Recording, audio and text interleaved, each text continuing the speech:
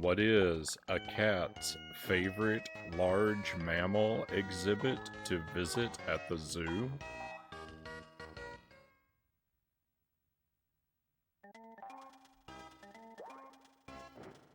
The hippopotamouse.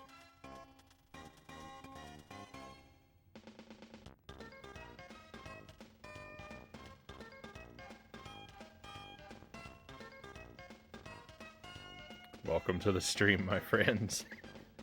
Happy Monday. Thank you for being here. What could possibly go wrong?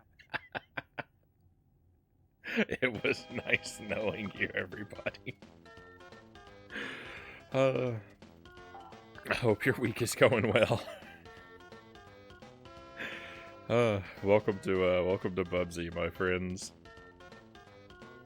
Let's see. Dead Zergling first in chat tonight. Welcome in, followed by Pokemon's Buddha Fingers. Honorable mention to Buddha Fingers for lurking before the start of the stream. Lucent Jelly and Conga Line Monkey. Welcome in. And supposedly, I hear rumors that Loyal may be lurking as well. So if this is true, welcome in. I think you just gave me nerve damage, Buddhafinger says. Well, I gotta get going. That means it was a perfect Frownie joke, Jelly says. If anyone wants to be banned after that joke, just let me know, Conga says.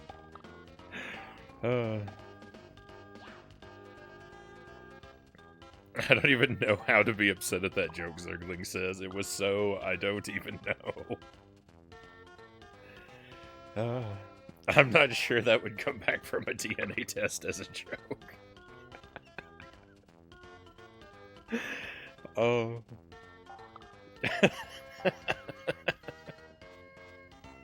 I love it. What a night. A thrifty anvil, welcome in. Thank you for the wheel. We are starting things off right.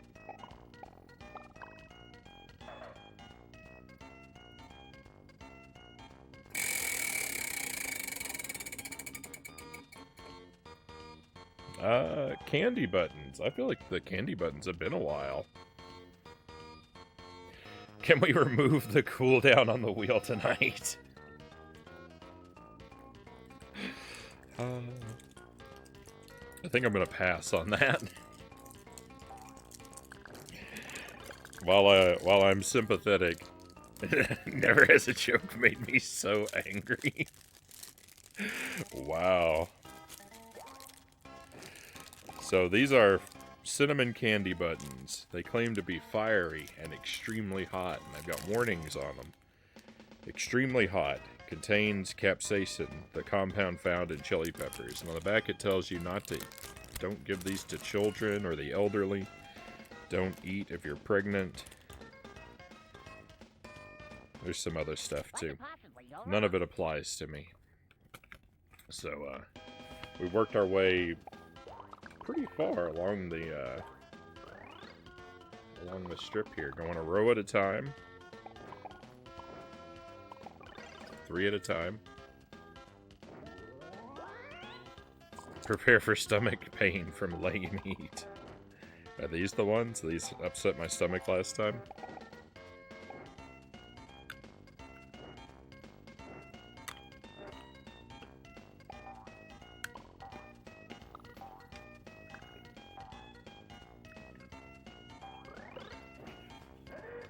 I think I'll be alright tonight.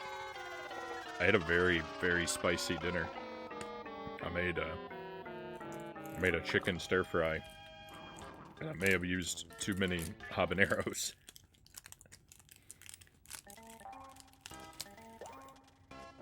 Well, I thought it was delicious, but Jelly tells me that it was, it should have had a warning label on it. These do upset my stomach.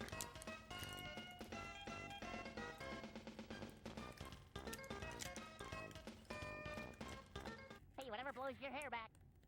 They're heat level, they're extremely mild. Like, I feel almost no burning sensation in my mouth. But, yeah. I can feel it in my stomach. I can't get these back into the wrapper.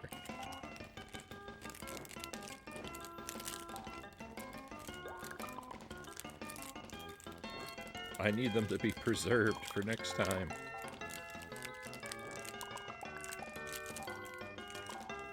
I want to see pictures of a Frownie stir fry. I could probably make that happen.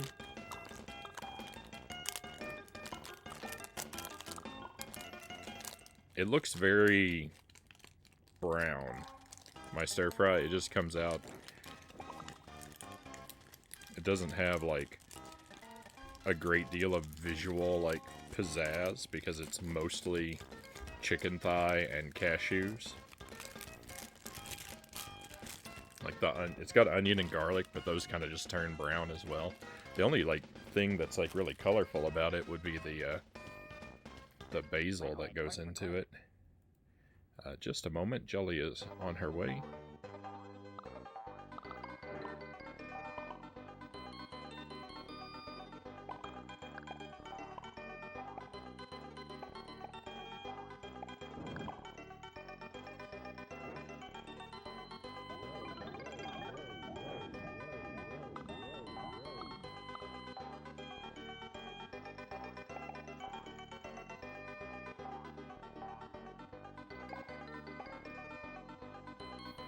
Thank you, Jelly. Jelly says she's very happy there were so many people here at the start of the stream to violently react to that joke.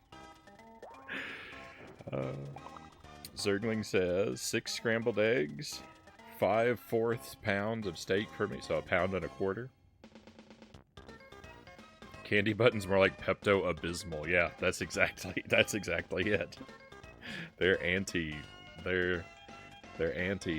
stomach medications. It's not that bad. It's wearing off, but they don't sit super well. I don't remember having this problem at the start. Oh, speaking of problems, I broke my glasses again. I'm the worst.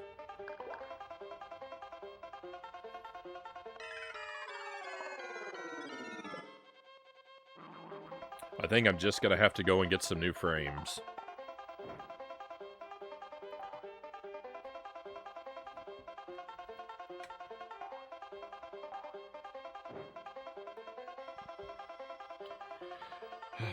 Alright, let's push some buttons. Technically, this is a first playthrough of Bubsy. I've never beaten this game. I've worked on it for 2 nights previously, so we've seen a lot of it. And I'm getting to understand a bit of it. I'm not crazy about this game. I don't violently hate it. And in fact, I feel like I might even be a little bit being won over by it at times. There are some things I violently hate about it. I violently hate the momentum in this game. But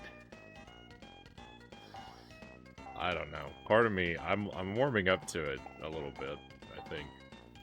We've made it up to what I believe is the final boss. I have absolutely no idea what on earth I'm supposed to do to even damage the boss, so this may be a very anticlimactic night. I kind of expect... I don't know, I don't really expect to beat it. I expect at best a repeat of last time, but...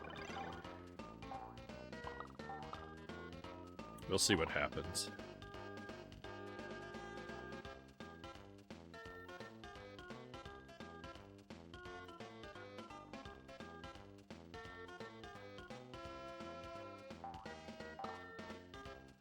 I was going to complain about how much work butchering up a 14, 16-pound chunk of beef from Costco is, that I saw the work Buddha went through for the pasta dish, and suddenly I remember how easy I have it.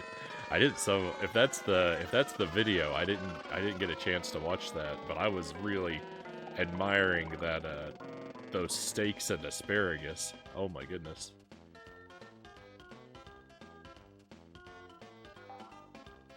I love grilled asparagus.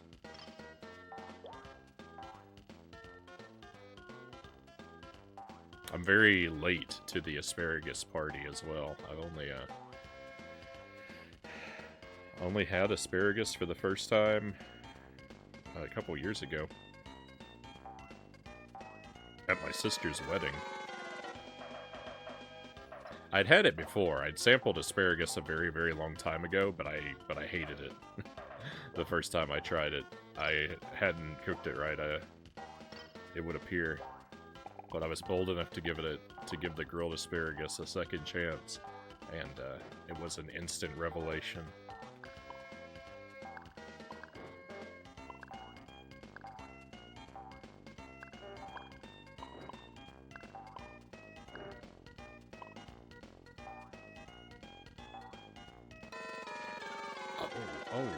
Oh.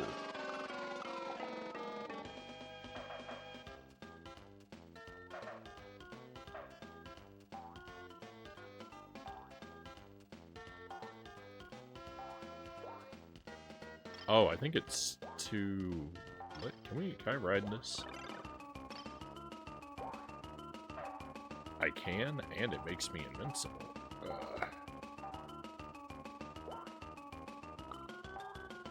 But I can't use the invincibility for anything. It's fine. It's fine.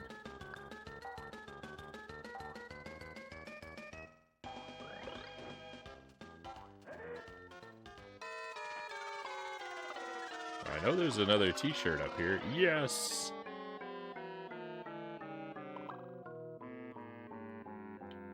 Oh my goodness, that was terrifying.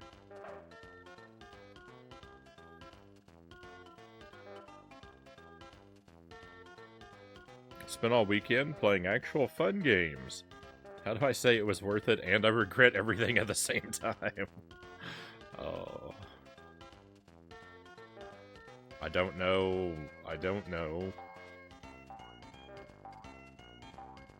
if I should feel glad for you or if I should feel sympathy. Yeah, there's a timer. There's a timer. It's pretty gross.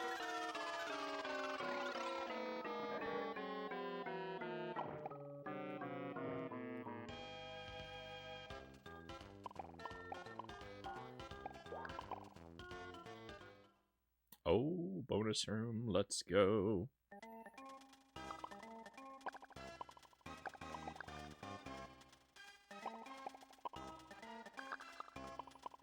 These bonus rooms are almost entirely without a point for me. I pretty much just immediately fail out of existence.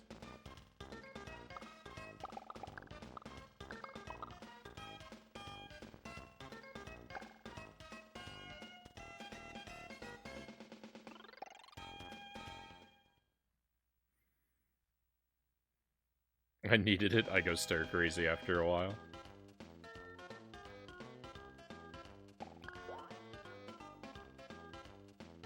I mean, naturally, I would agree that I don't like to go for too long a time without playing anything.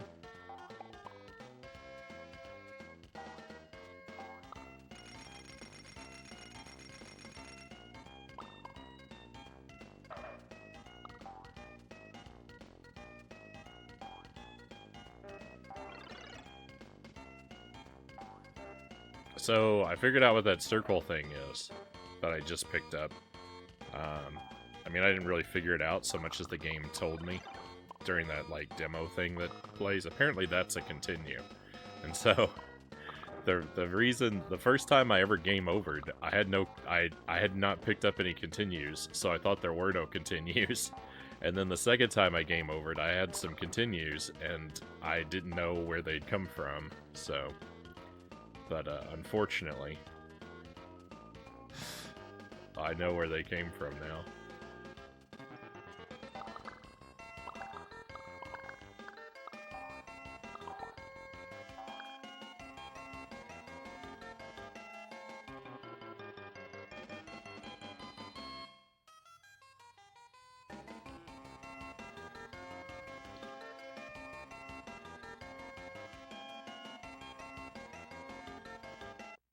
mention I don't like heights?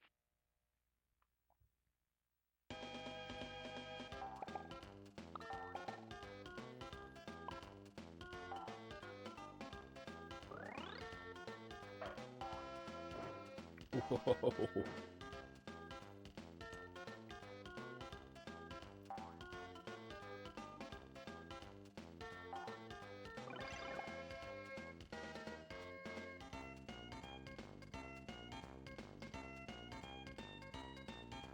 One thing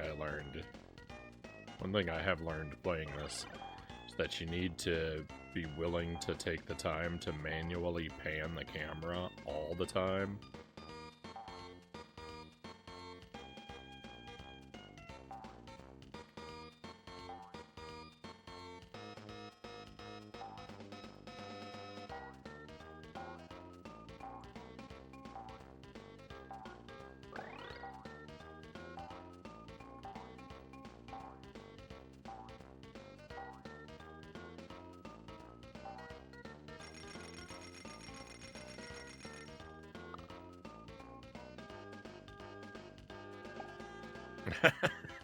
Playing PlayStation 1 retro games feels so clunky a lot of the time. Nice thing about Super SD games is most of them control so well.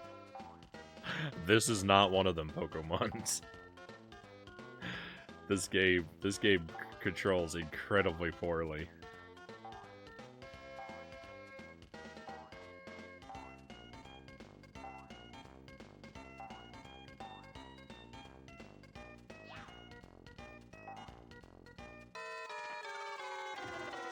Oh, awesome.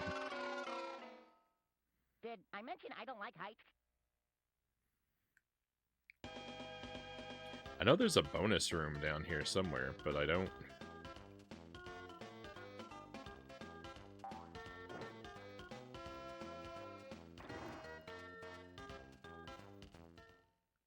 Did I mention I don't like heights? It's like the game... It's designed to be unlikable.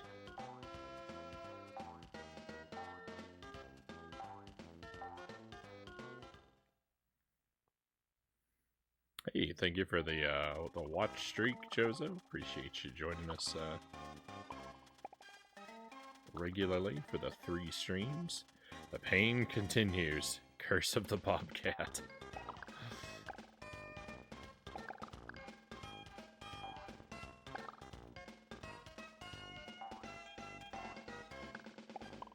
Just when I'm tempted to try to be nice to this game, it doesn't want to be liked.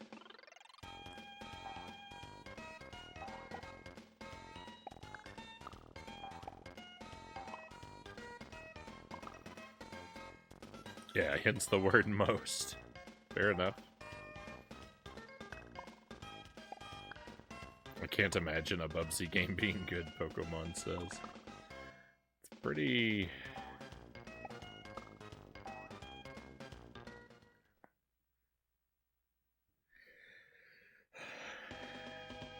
This game is pretty antagonistic. It's hard to be friends with it.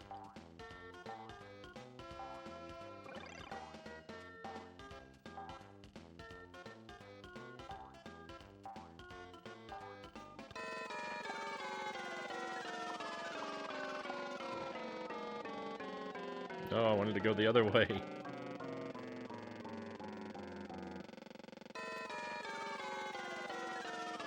Oh, I wanted that t-shirt.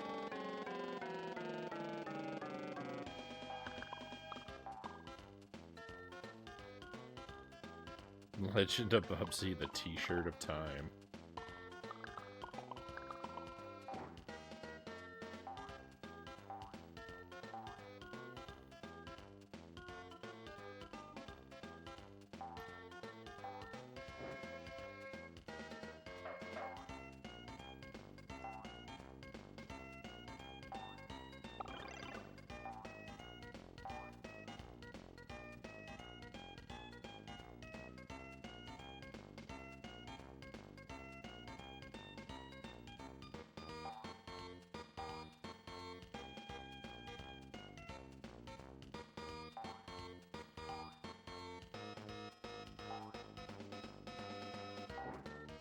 Bubsy's shirt doesn't look comfortable to me.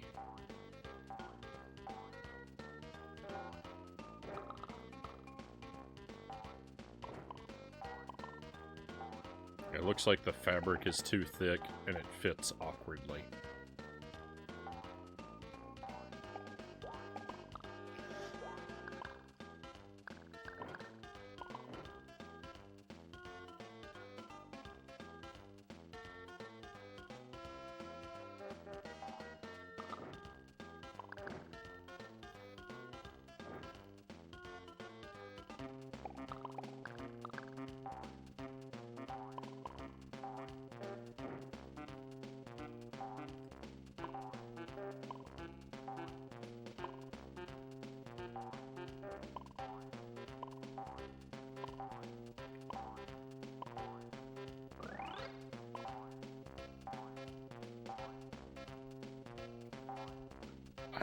I am amazed that it didn't decide to kill me with those spikes.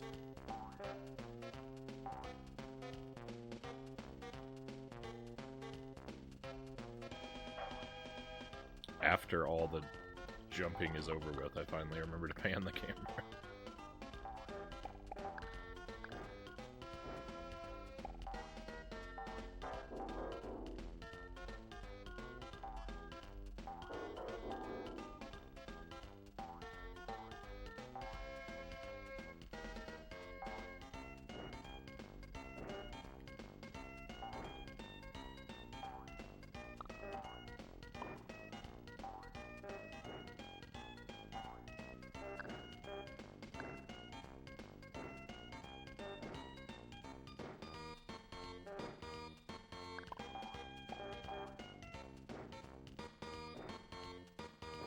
You do get a multiplier for consecutive bounces. Not really a multiplier, but you get an extra 100 for each.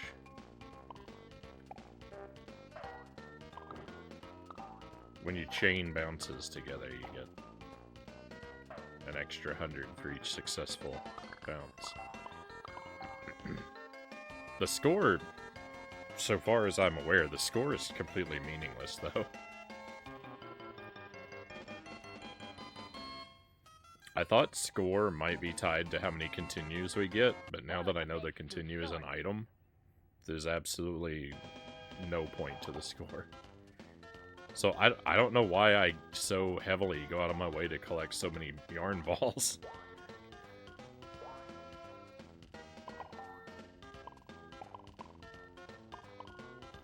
If the yarn balls led to extra lives or continues, be nice. Be nice if they had a purpose.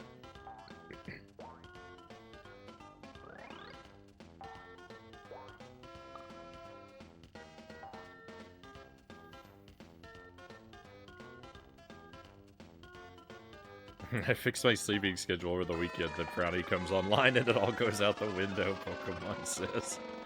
I mean, I'm grateful for that, but I don't like to hear that.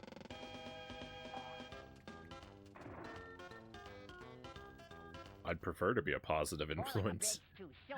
A positive influence in your life.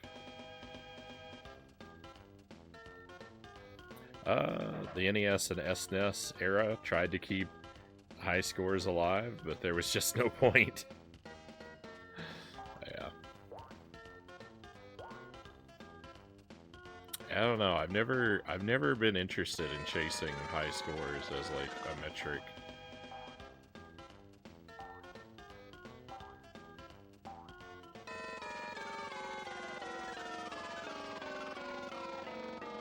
Even with games like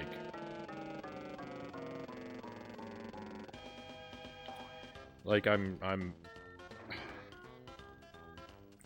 kind of a very casual fan of pinball machines, and like the only point of a pinball machine is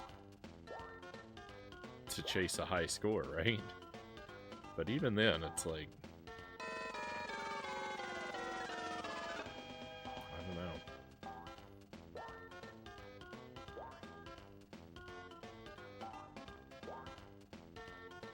It's not thrilling to me to to achieve a high score the way it is to like accomplish other metrics, right? Like clearing all the boards without dying. Like that's way more exciting to me than More like a bridge too short. filling up my score meter.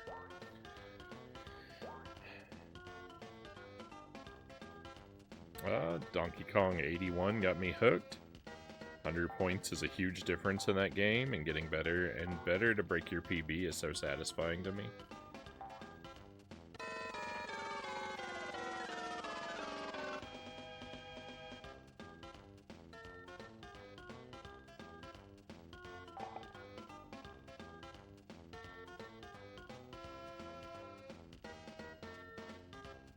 And working your way up to a kill screen.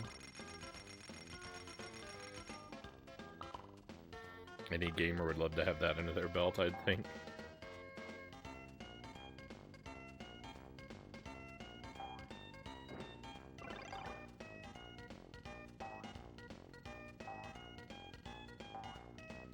That's a long time. That's a long time to play the same few boards, right?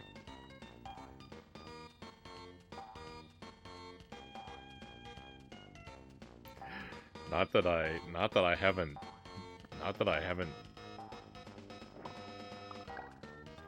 done extremely similar tasks.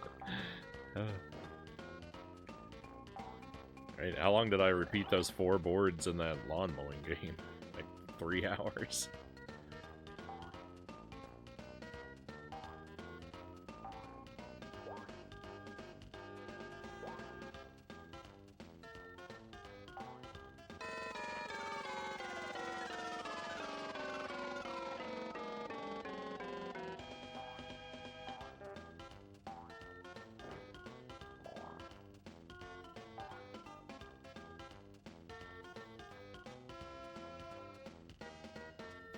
I've discovered things I never knew I could just by sheer panic.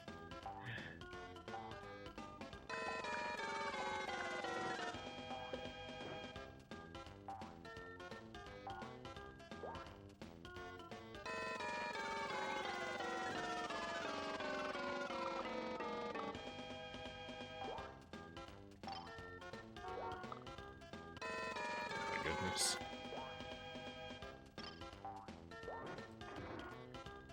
Bogus. That's completely bogus, the way that that works. AKA the way it doesn't work. That coin is supposed to carry you up in the air, but... Oh, it's so annoying.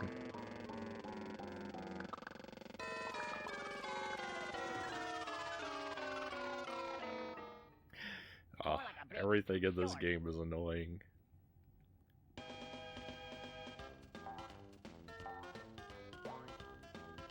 I'm off to such a terrible start.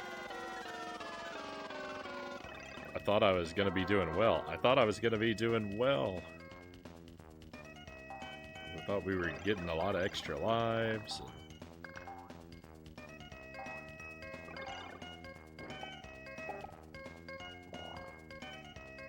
It's really falling apart.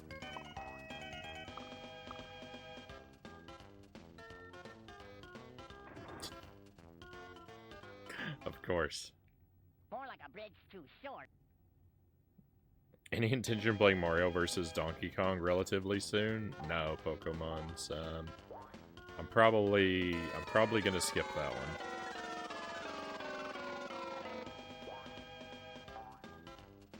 I think I would probably enjoy it, but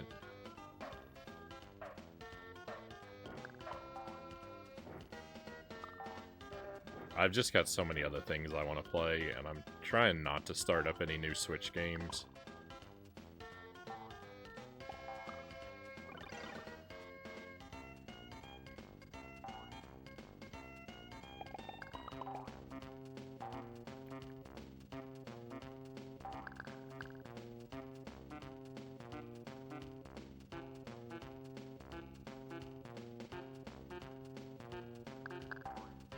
when I split my recording, so I record my VODs locally, so I don't have to download them off of Twitch after the fact. And I'm literally just hitting stop record and start record again, because if a video is longer than 6 hours, you can't trim it in YouTube's editor to like take off the ends and take out the downtime. So I need to keep, I want to keep all my videos under 6 hours long. That's what I'm doing. I'm just breaking the video so it doesn't go over 6 hours.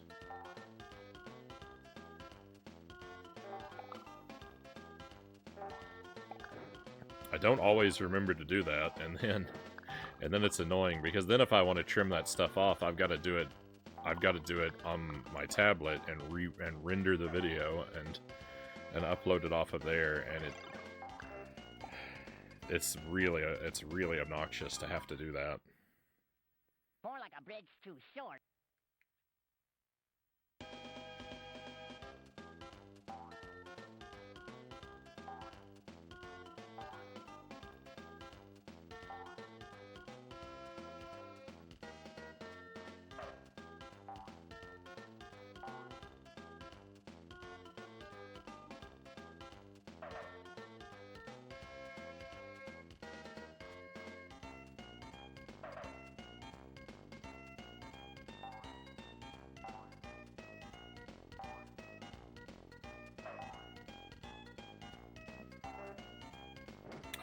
My VODs don't automatically publish. More like a bridge I have too to short. publish them after the stream.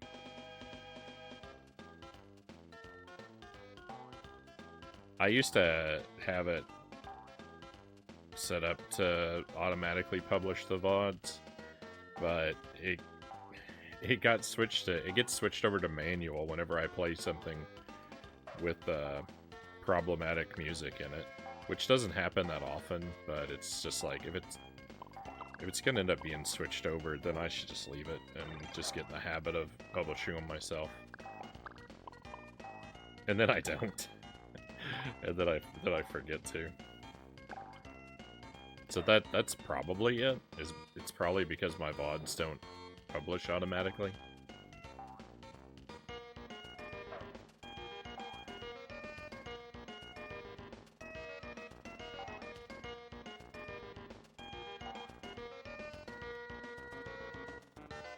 I don't remember what the other games were that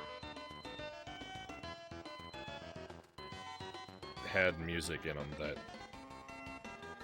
got my VODs flagged. I know DuckTales did it. And it's happened like 2 or 3 other times.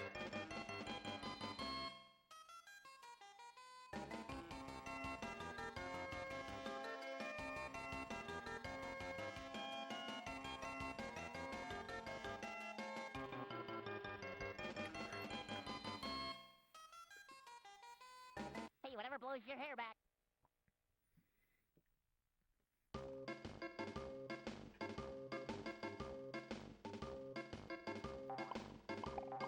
Yeah, I think that's all it is. But yeah, the splitting the recording is just to avoid inconvenience later.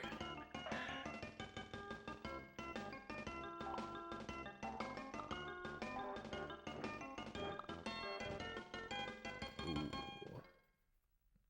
Hey, whatever blows your hair back.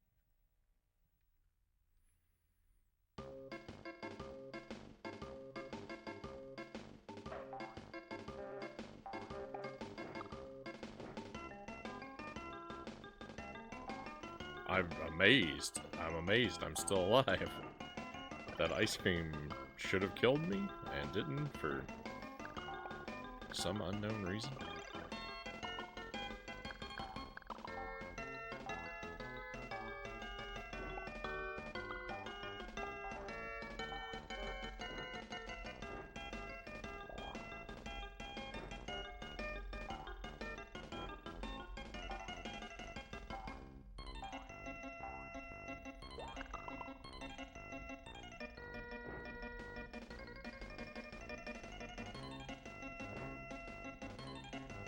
Wow, I was way up there off the screen.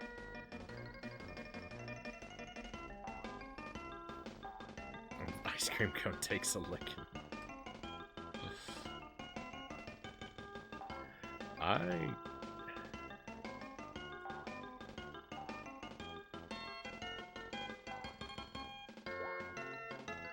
we go. I've bled away all of my advantage.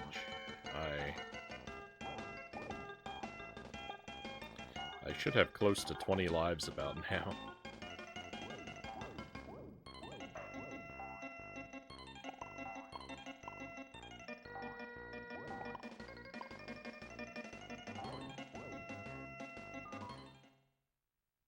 Hey, whatever blows your hair back.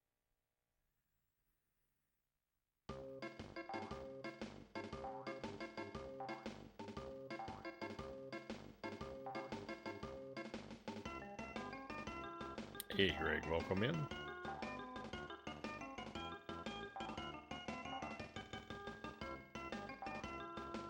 Hope you've had a wonderful weekend, my friend. Twilight Princess is a lot of fun. I really enjoyed that game.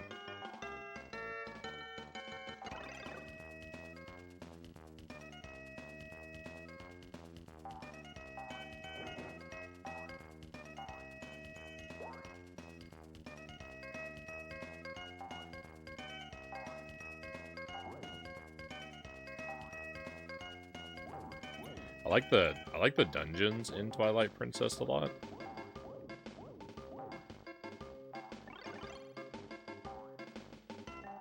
Felt like it had really well made dungeons.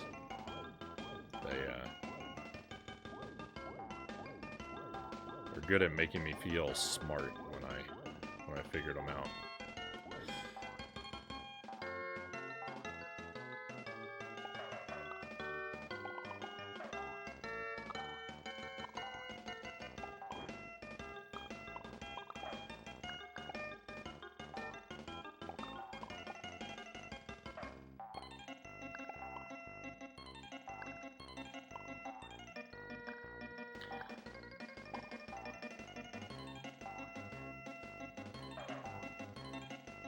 Those sound more like gungeons than dungeons? I don't know if I get that one.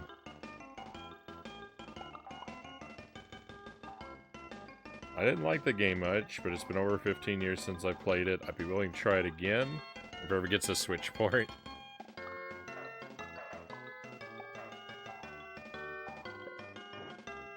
I played it on the Wii U.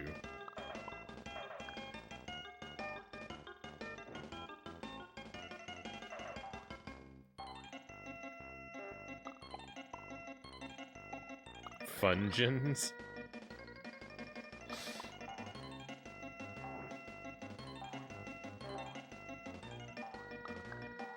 Alright. Now that one works. Never had the Wii U, had the 3DS instead. Yeah, I got the Wii U for Mario Maker.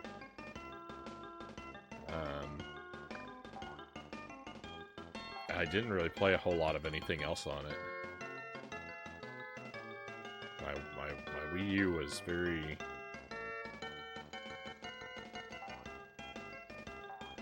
largely neglected. I mean, I played a lot of Mario Maker, but so maybe not the console was neglected, but the library certainly was.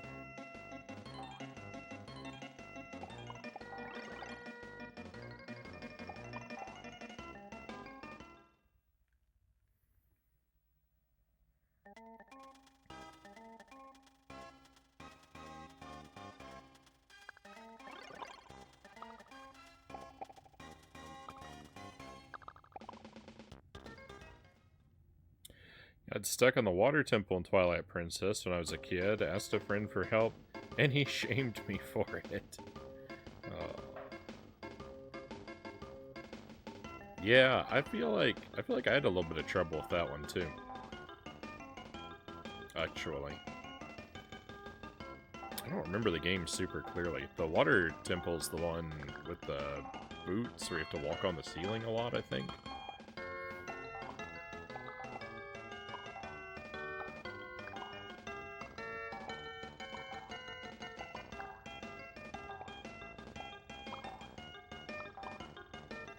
I feel like I got really confused. I think I got really confused in that temple. I had to leave it. I had to exit out of it and come back to, like, get a fresh look at it.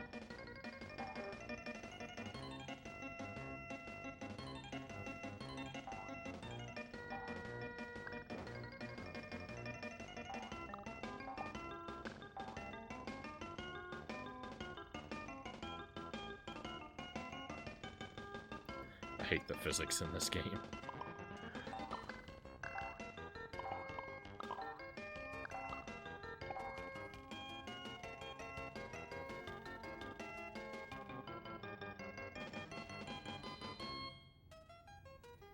I remember this cylinder room with huge water pressure. I could never control where I was going.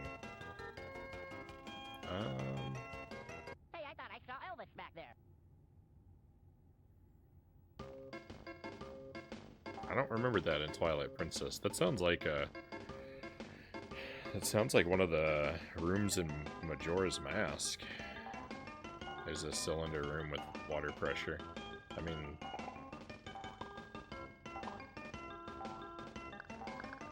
That could very well be one in Twilight Princess as well.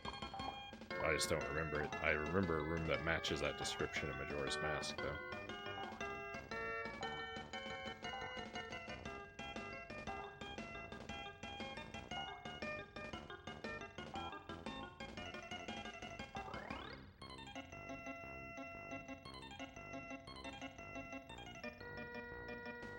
Very vague memories. I like the snow dungeon in that one.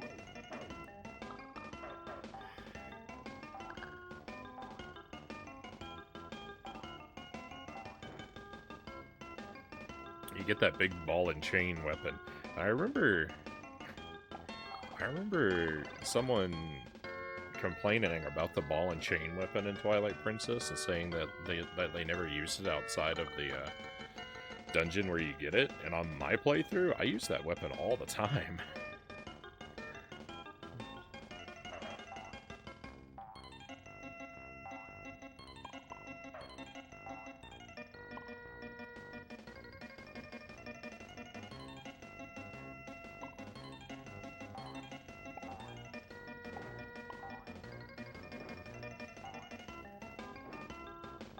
I thought it was tremendously useful.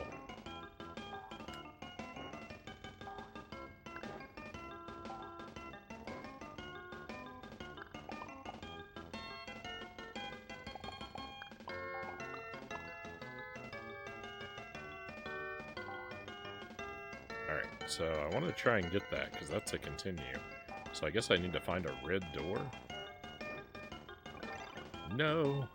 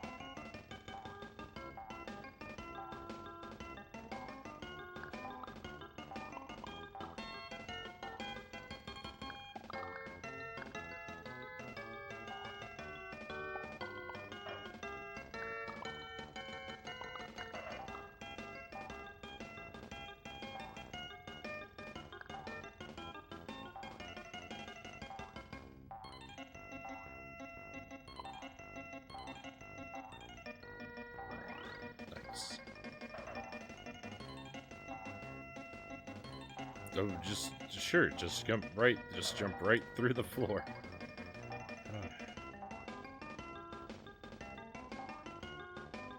I know where I am.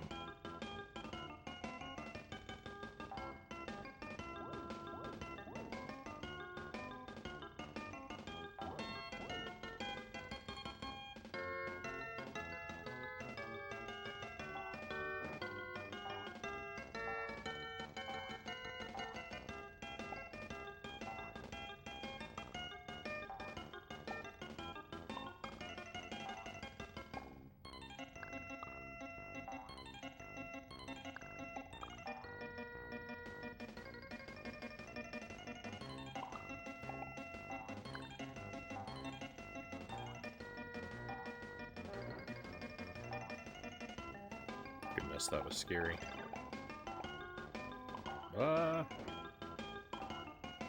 Also scary.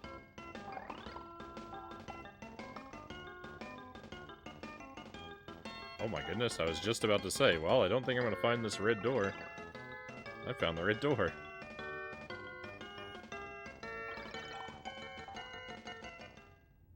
Very nice. Continue acquired.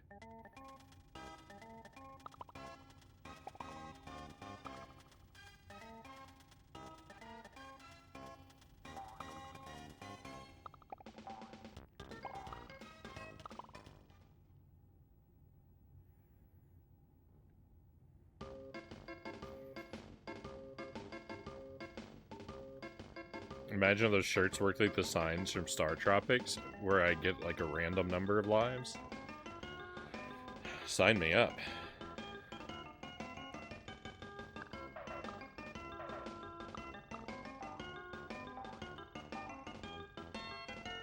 Or negative. Oh, did those give you negative? I didn't remember that. Oh no, that's horrible.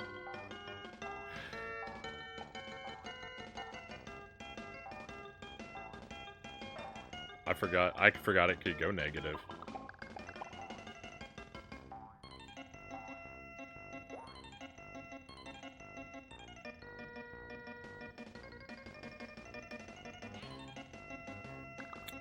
Only in the first one they took that away. In the second one,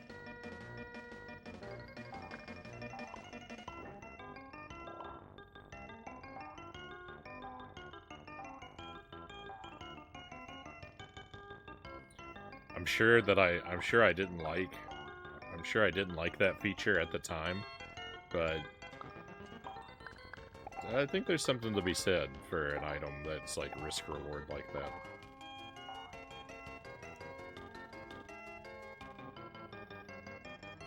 I haven't played Star Tropics in years, Greg says. I'm glad I played through it. Shouldn't that be fearless? Uh-oh.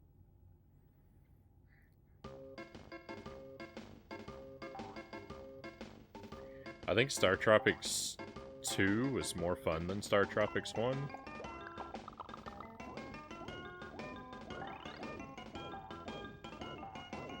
Though it may be the weaker game overall. Shouldn't that be fearless? Uh-oh.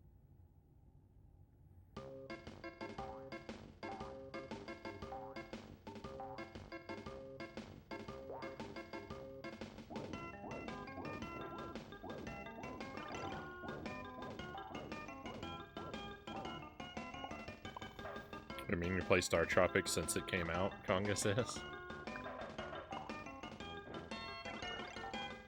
I don't know when I first learned about Star Tropics, just of its existence, like what it was and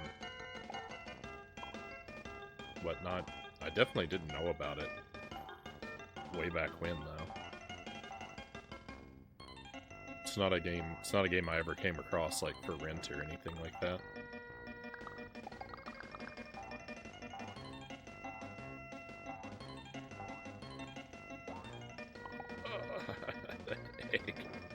That egg almost got me.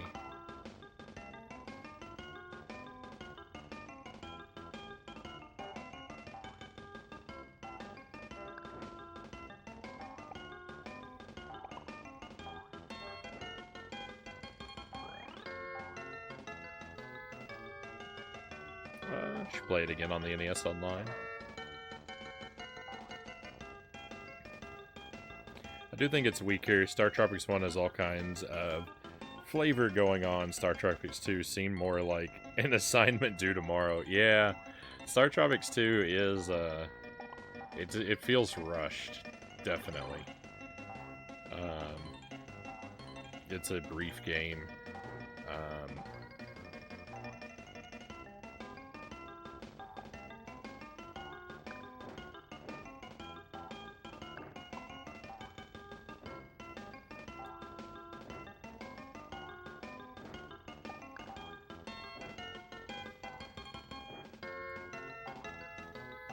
It never gets, Star Tropics 2 never gets frustratingly difficult, though, is just the one thing that is really in its favor. Star Tropics 1 can get kind of irritating with its difficulty at times. It's worth it to see it through. It doesn't ruin the game by any means. But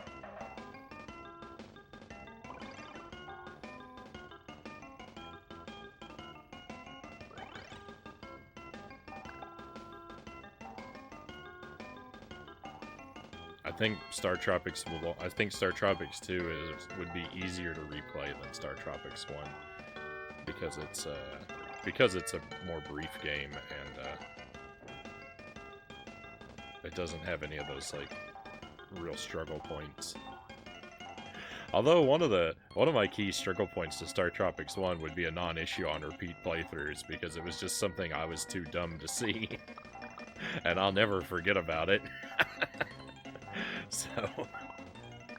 So perhaps the worst part where I was stuck in that game I would never have to worry about again. It was all user error.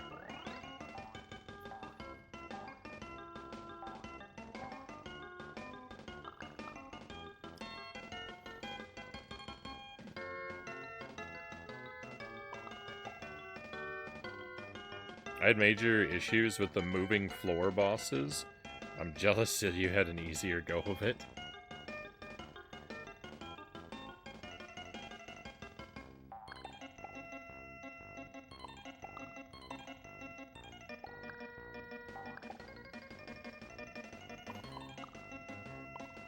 What can I say? Sometimes I get really lucky.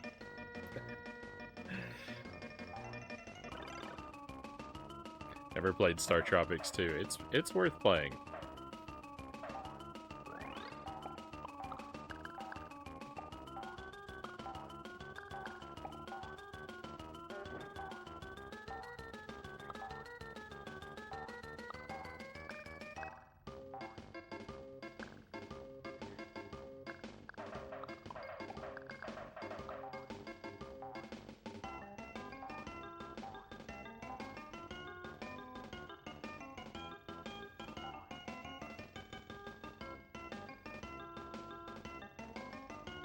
What's at the end of the maze? They give you a t-shirt for free at the end of the maze? I didn't remember that. Oh my goodness, please.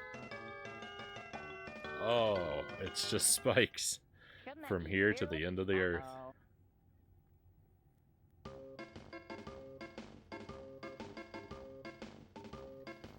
I was beginning to feel a bit better about my life count.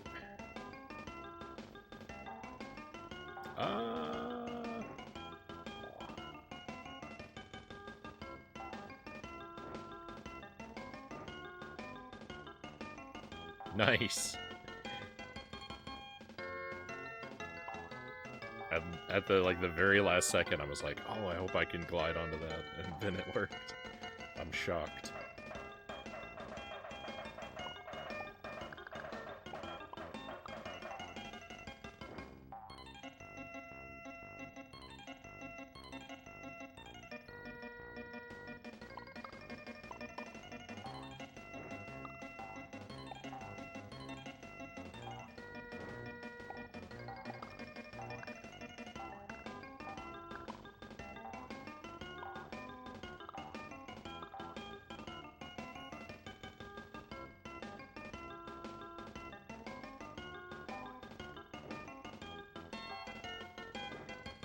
I also fought that stupid dragon a bunch until I learned its secret, and you found that out amazingly fast too.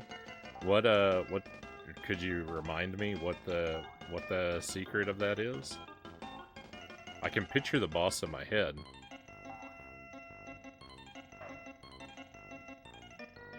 I don't know if I can remember any particular trick about the battle.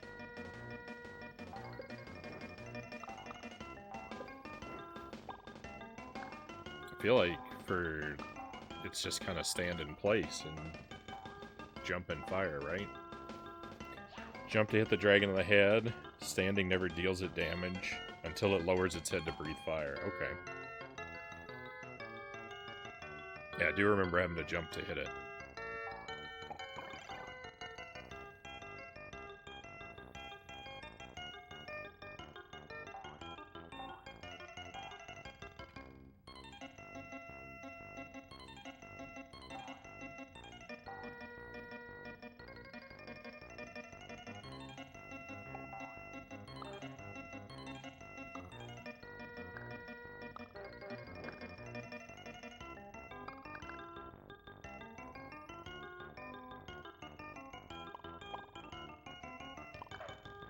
Is this the way out?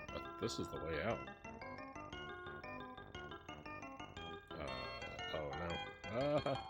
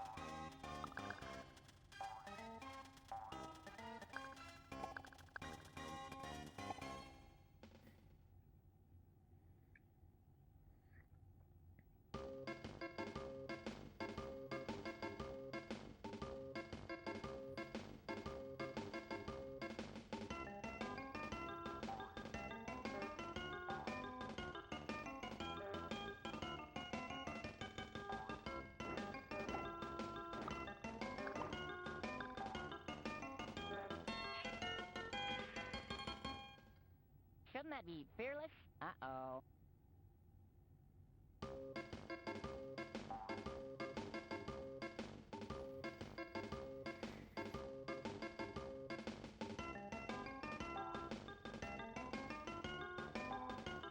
How is that enemy still there?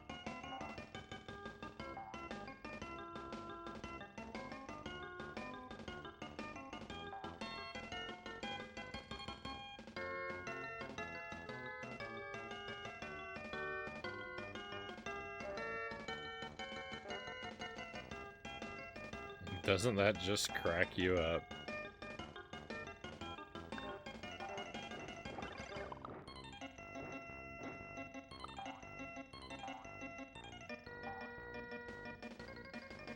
Looks like the yoke's on me.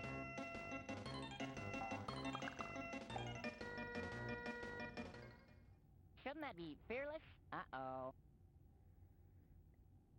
Awesome.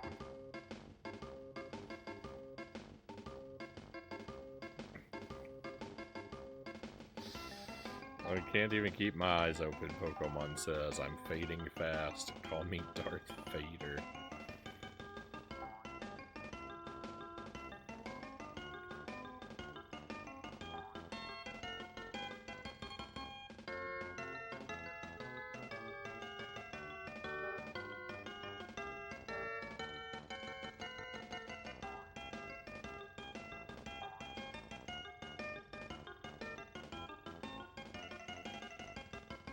Those thumbtacks. Why'd they have to get me? Why'd they have to get me a door away from the exit?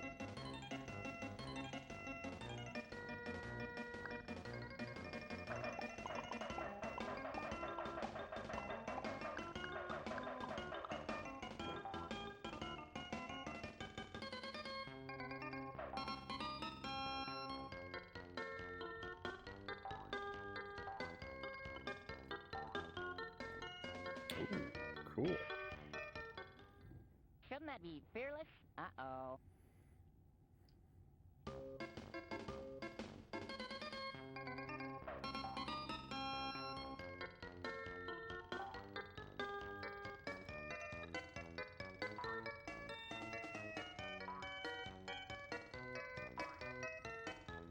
I get rid of that green guy really quick this time.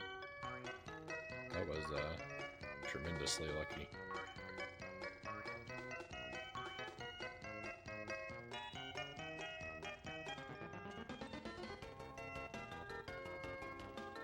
Yeah, this game is one-hit death.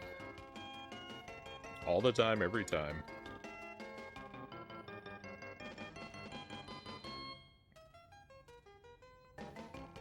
Every bad choice they could have made in designing this game, they made it. It's harder. This is harder than Super Ghouls and Ghosts.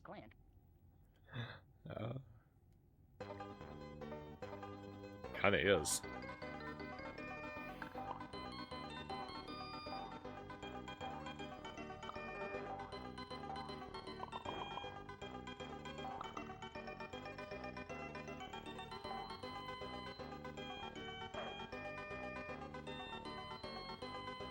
One-hit deaths were the worst game design, Konga says.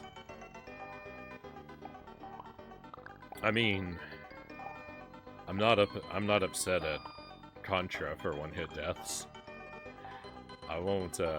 I'll defend it sometimes, but this game is not Contra.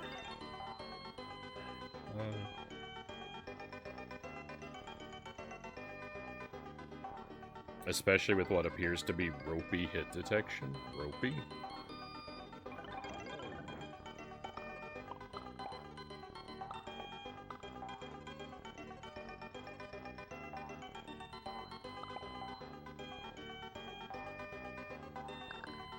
You don't even need to push that box. It gives you a box to push to jump up there, and then you don't even need it.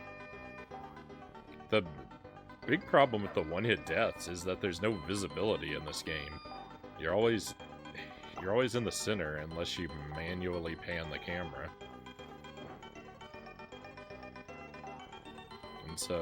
And Bubsy moves super fast and slippery, so there's never any time to react to anything in this game.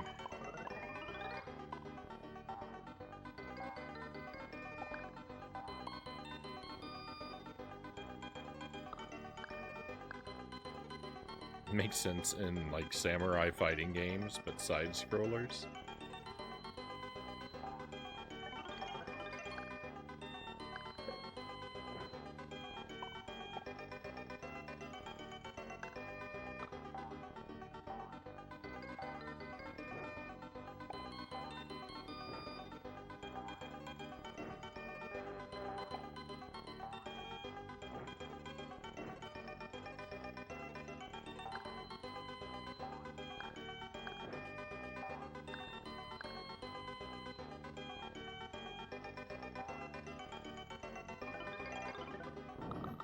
Yeah, if only the balls of yarn worked kind of like Sonic's rings, then like that would be great. The game copies Sonic in so many areas.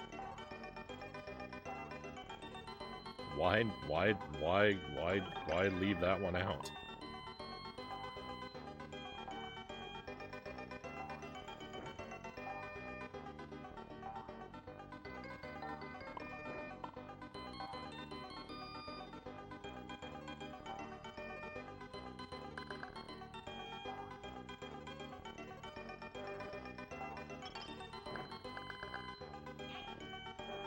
Excuse me.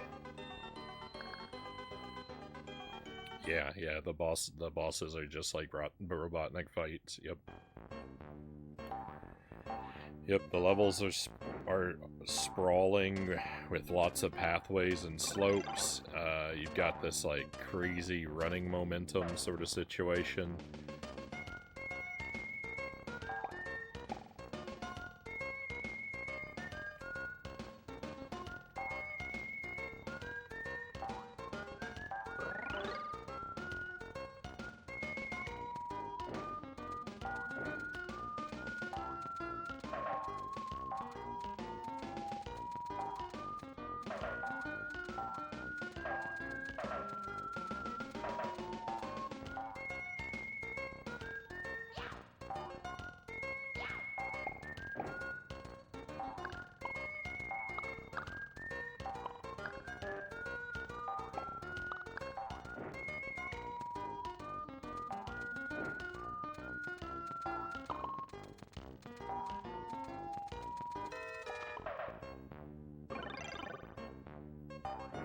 I don't think I've ever made it to the store before. It took us somewhere very interesting.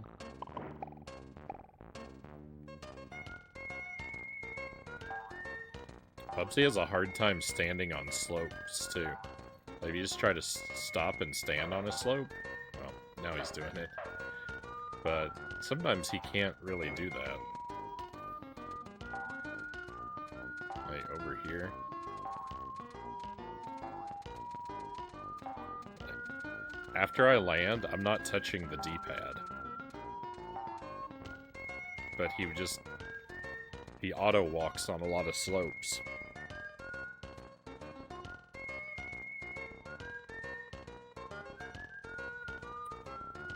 And look, this slope is less steep than this one. This is the steeper slope. And I can stand on this one. But over here, the more gradual slope, I can't stand on. Ugh. It's just yucky. It's just always yucky.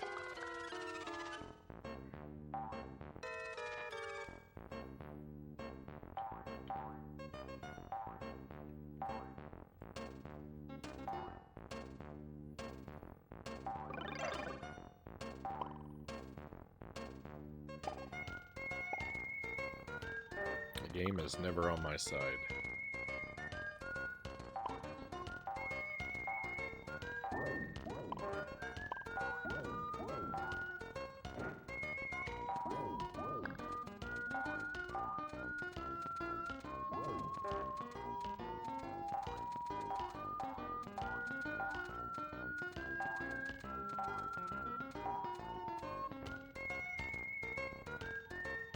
I got lucky there. I went in a circle. Hey, Christian Cool, thank you for the lurk. Hope your week is getting off to a wonderful start.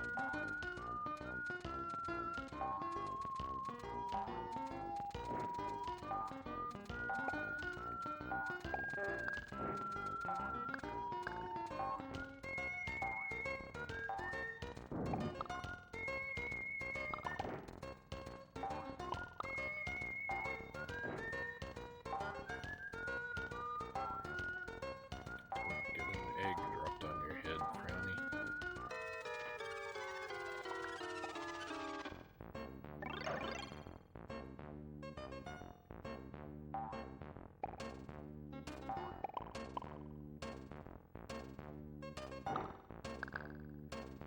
I think there's a t-shirt over here.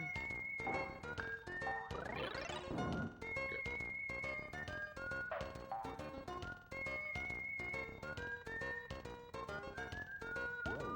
Perfect. Have you played Final Fantasy VI for the SNES or Chrono Trigger? May have asked before, I'm sorry. No worries, chose out. Hey, Subject Omega, welcome in. What could possibly go wrong? Everything, precisely. I actually did play a little bit of Final Fantasy VI a very long time ago. But I didn't get very far, and I would have to just restart it. I don't really remember anything.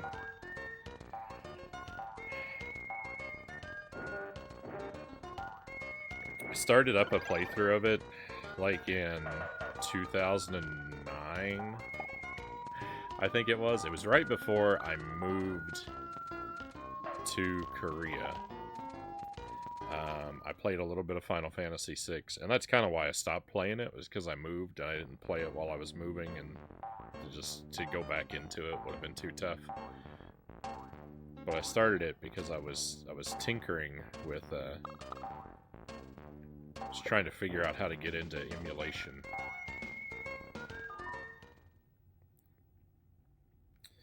Since it wouldn't have been very practical to bring a lot of games with me when I moved overseas. But, It didn't work out. I just ended up buying a whole. I just ended up duplicating a whole lot of consoles and games while I lived over there.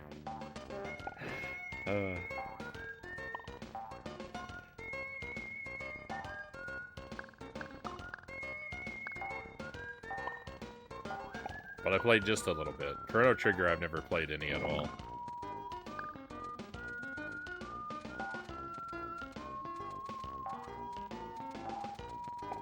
I have those games on the PlayStation, though.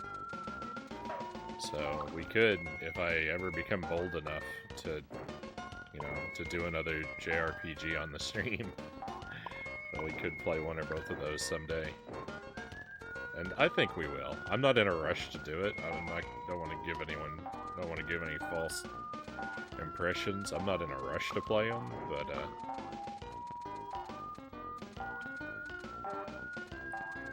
know, to some degree, I'd like to try and play through pretty much everything I own. So.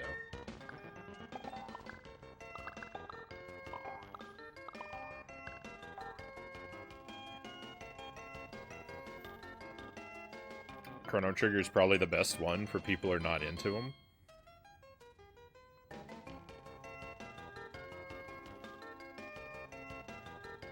Go ahead, make my day.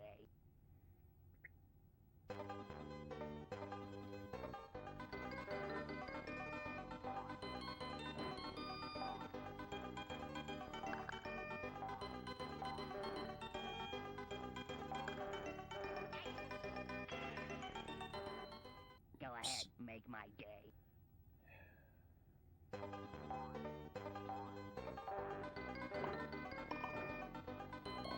These train levels. These train levels make this game feel really long, because they're basically 2 levels in one.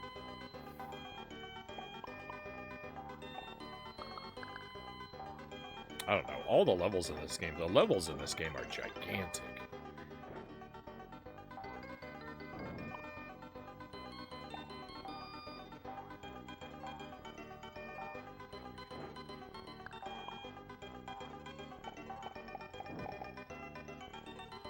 Which would normally be a really, a really positive thing for a game, right?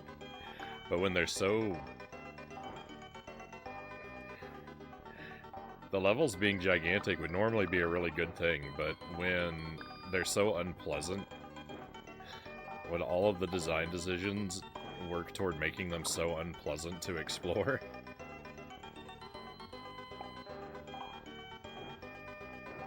It's not really much of a good thing, right?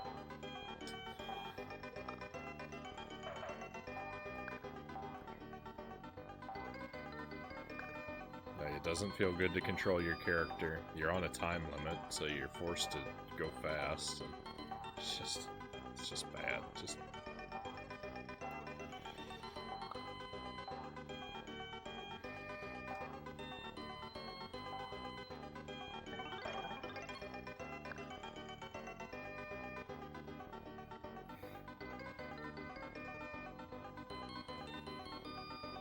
I wanted a proper US version on the SNES, though the prices are nuts. I just settled for a Japanese copy on Super Famicom and just emulate the game Chozo says. Yeah, those Super NES JRPGs, they're pretty crazy expensive, most of them. I don't think I've ever been killed by the giraffe before. Wow. I used to like that guy.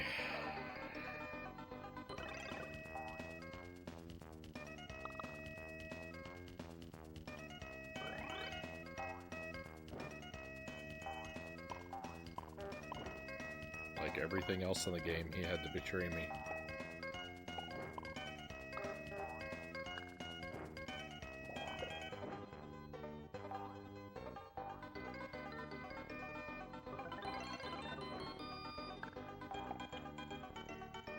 Didn't know that enemy was moving.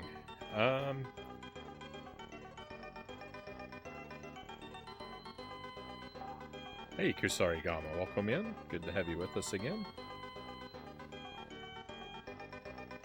If it was more common, Shadow Hearts Covenant or FFT, I'm guessing it's Final Fantasy Tactics, That's what I tell people to play for JRPGs, especially Shadow Hearts. Yeah, the train, having both the train and the desert sections, yeah, it makes these levels feel gigantic. I feel like if the bosses were good in this, and they tightened up the physics and gave you, like, Mario logic 2 hit points, it would have been a classic. Yeah. This game... I feel like this game is so easy to fix.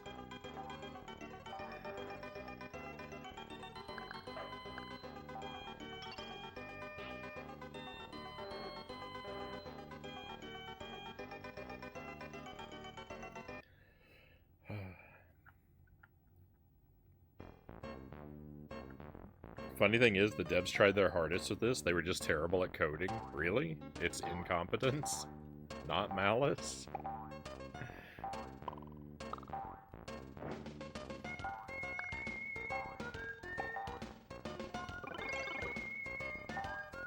I didn't even know the giraffe could kill you.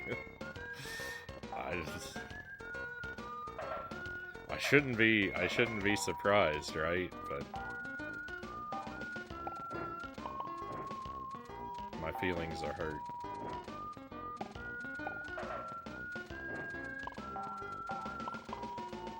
Sometimes, I almost start to feel like the game and I could come to an understanding.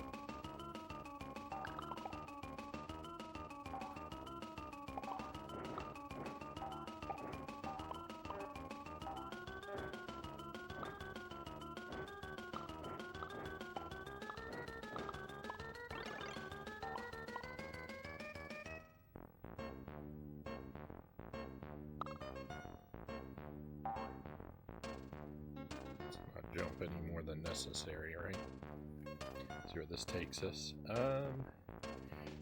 If Bubsy can take more than one hit, have a larger view, this would definitely probably be more enjoyable. Yeah. Yeah, if the camera panned a little bit, yeah, if you had a little bit of automatic camera panning, if you had an extra hit. Ideally, a refillable extra hit. Even just one extra one, but like occasional things to refill it if you've taken damage.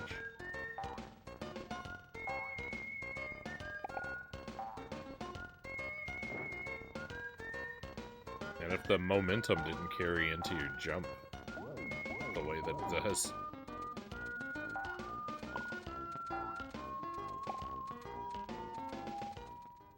I'd be a lot happier. Hey Tommy, welcome in. Would you rather be controlling Bubsy or the combination of Dr. Evil and Mini-Me? Alright, well, you know, I can safely say that Bubsy controls better than Dr. Evil and Mini-Me on a motorbike. There's one game that controls worse than Bubsy. And that is Dr. Evil Knievel.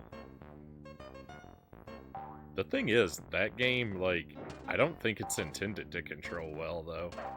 I think they want it to control poorly. With Bubsy. I think that the devs would at least claim that they wanted it to control well. What hit me?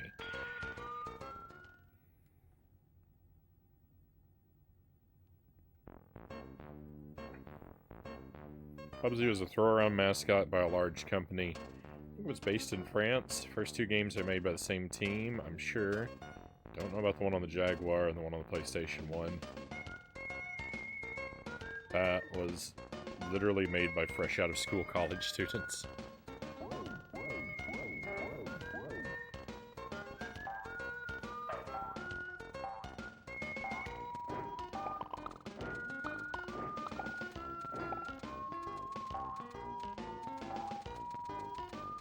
Just from the cover art, cool. They put a 1-up on top of a cactus. So I got the life and lost it in the same jump. Very cool.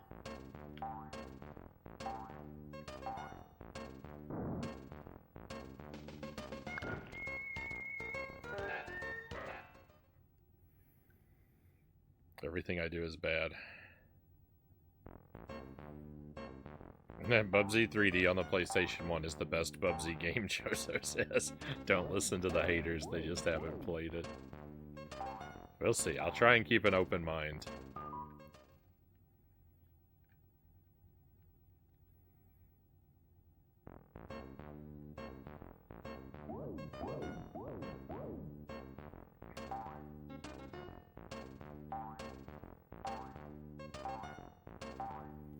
Well, if I ever make it through this, the sequel is coming up next, so we'll see.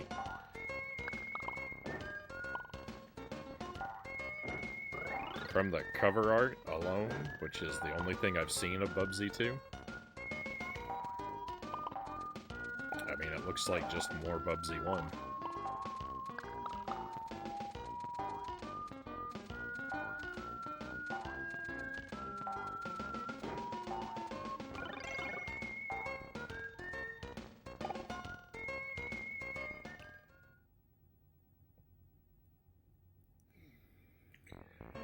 Oh my goodness.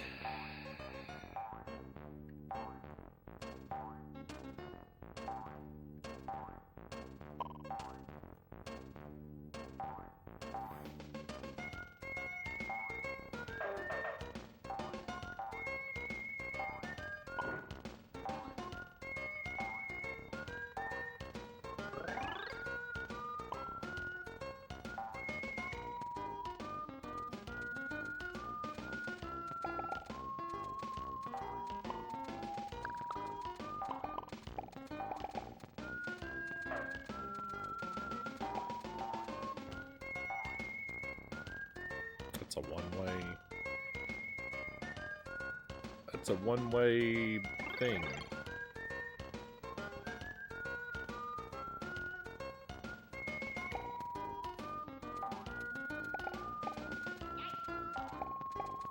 That's the first time I think I've ever successfully landed on one of these platforms.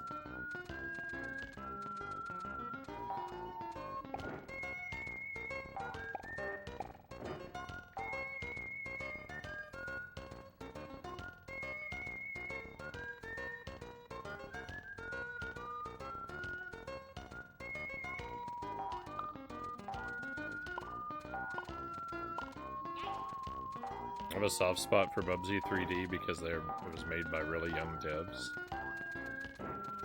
They made the mistake of putting the game in a higher resolution, so they ran out of memory for textures.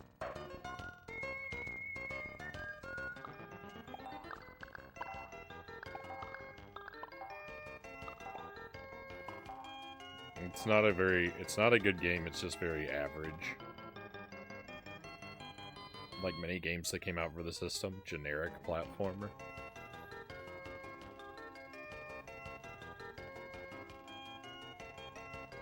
My contract does not mention paint.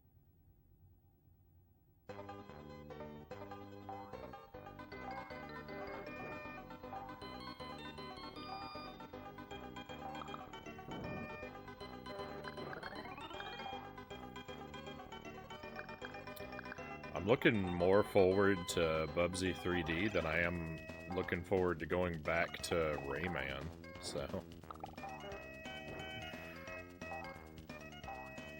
I mean, I haven't played any of Bubsy 3D at all yet, but...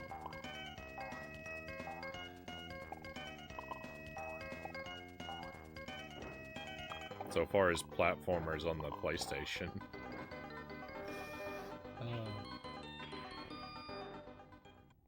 It makes me so happy when you play games that I know.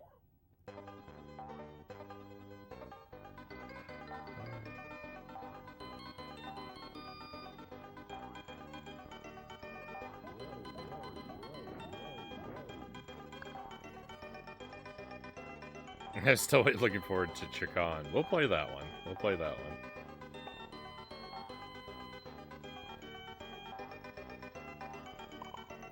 I don't know when. But I'll try and keep it on my mind.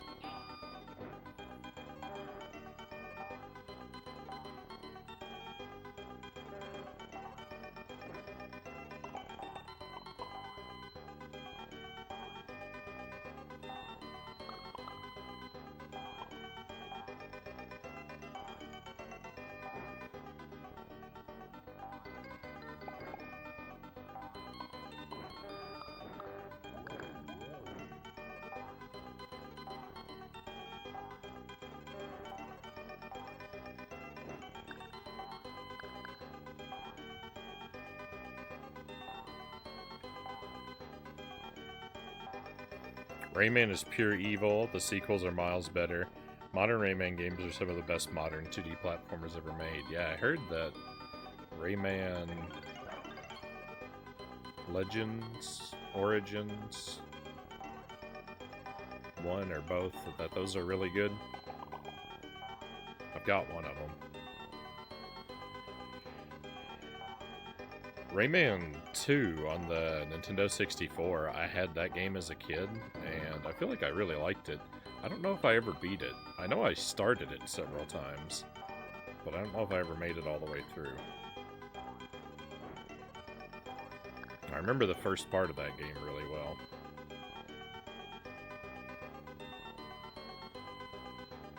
I had a Rayman game on the Game Boy Color as well. I don't remember much about it, but I think I completed it. My contract does not mention paint. So I think I liked the Game Boy Color game. But yeah, I played a little bit of Rayman on the PlayStation on the stream. I did not know what I was getting into. So we haven't gone back to the playthrough yet, because I was expecting something decent. I was not expecting the horror that I got with Rayman on PlayStation. I was not prepared for it, so we didn't continue the playthrough right away, but I do have every intention of going back to it.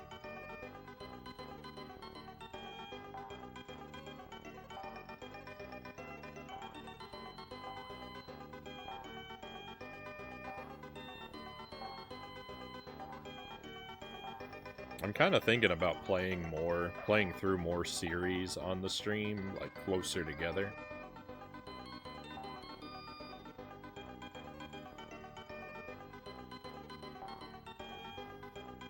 It's been my habit historically to spread games out really far that are in the same series, but except for like stuff I expect to hate. The trash games we play through all back to back to back, but all the good games I tend to keep it really spread out from each other. But I'm kind of thinking about maybe not doing that so much anymore. But I don't know, because I just gave Rayman as my example, so I never know what I'm doing.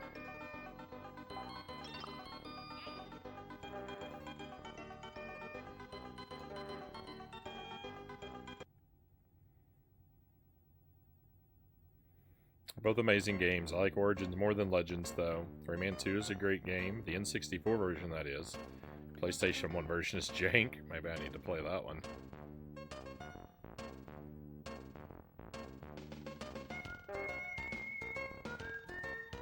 Rayman's also French. The French love their super hard and slippery platformers.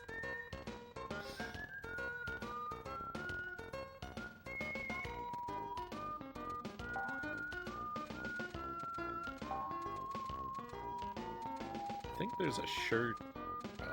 Well, awesome.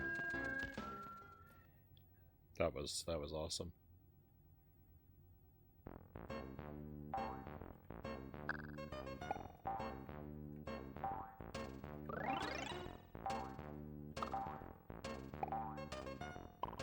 Yeah, there's no reason for those blocks to be anywhere near as slippery as they are.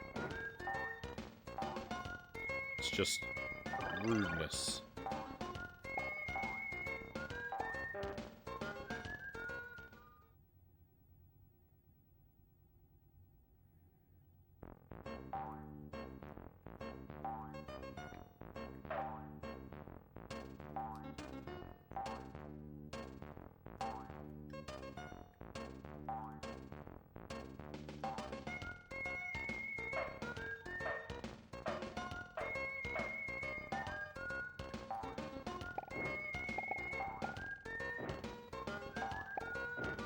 So, part of what makes the control in this game so horrifically bad is that, like, you get this weird in-air momentum that, like, you know, like, I explained this before, but, like, when you jump from a standing position, you don't have any momentum, so you have a lot of control over your jump. You can jump really far, and you can pull yourself back if you want. You just have a great deal of influence. If you start to walk, and you build up any momentum, even walking slowly, you lose your midair control to where, like, suddenly I can't jump as far back as I could from standing still. But it's worse than that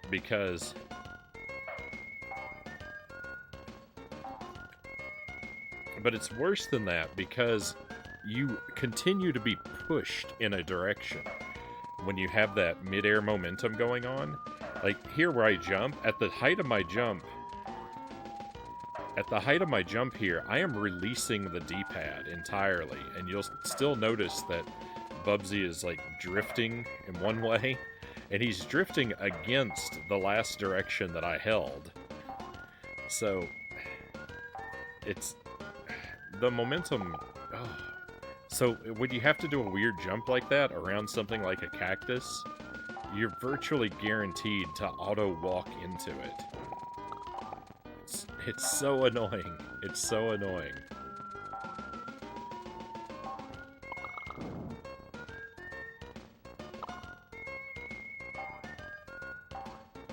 You gotta give it a try. You gotta feel.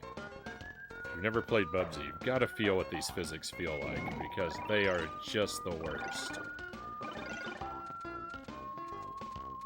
It's so unpleasant.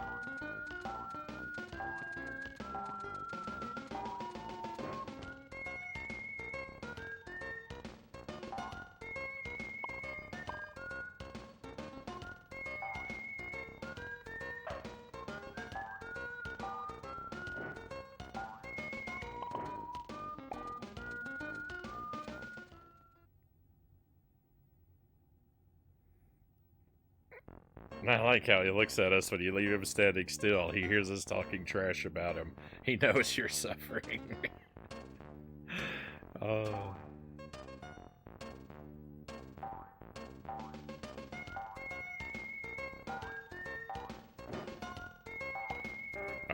Oops.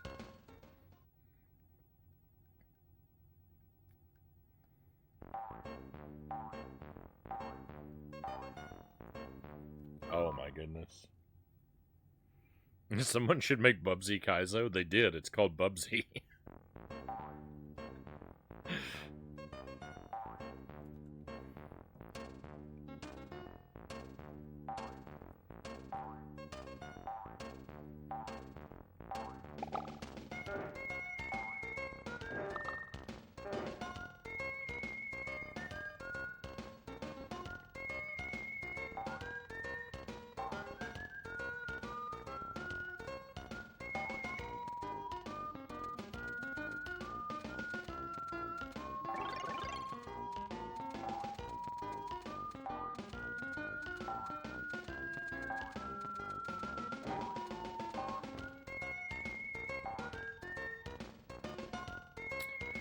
Big money. Big prizes. I love it. Hey, Salem, welcome in. Oh, everything is going wrong as usual.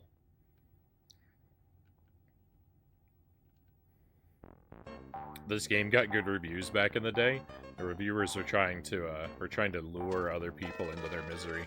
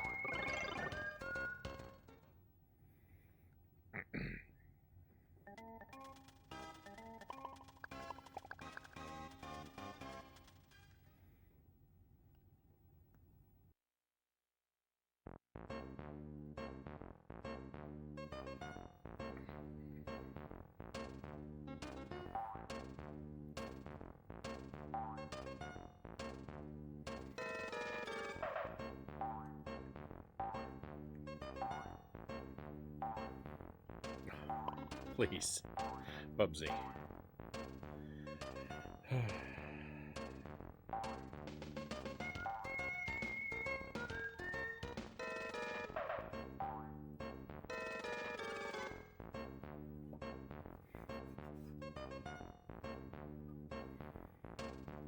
Well, the tip of my nose is very, very cold. I feel like I'm standing outside in the wind. I don't know what it is. I don't. It doesn't feel that cold down here, but my nose feels very cold.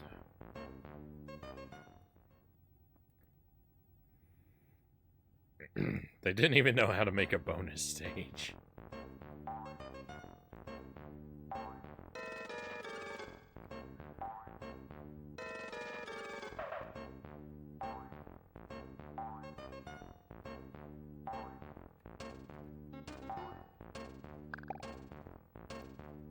I'm spending so many lives trying to get a 1-up.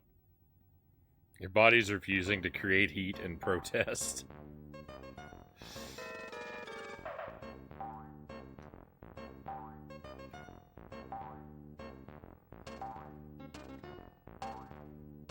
Excellent. Yeah, only if only I hadn't wasted 5 lives trying to get to that 2-up.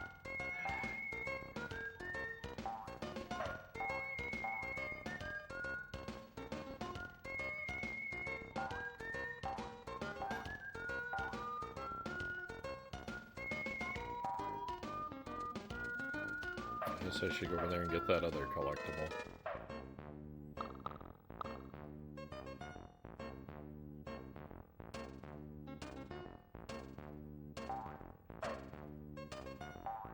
Or maybe not, because there's too many...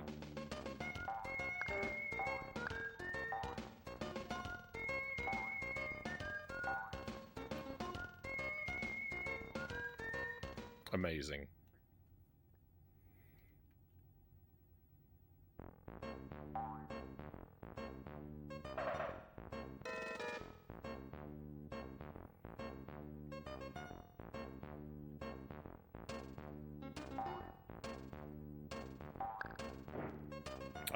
Yeah, brownies are fine. I like ice cream, like blizzards or cement mixers that have like chunks of brownie in them.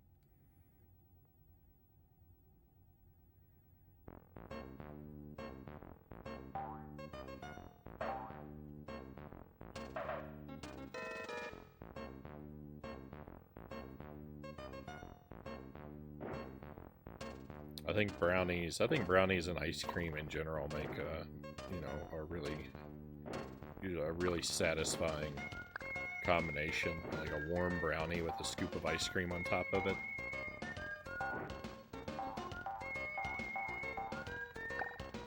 That's a dessert I can get pretty excited about.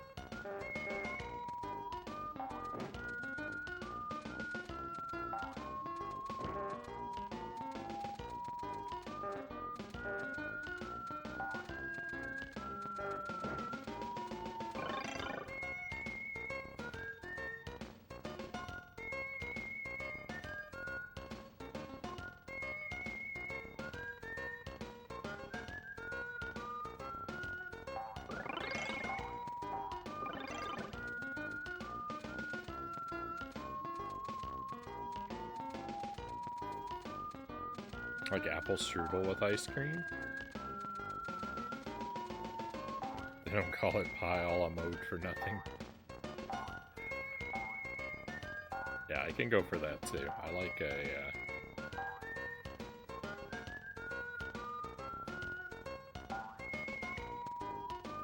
an apple pie.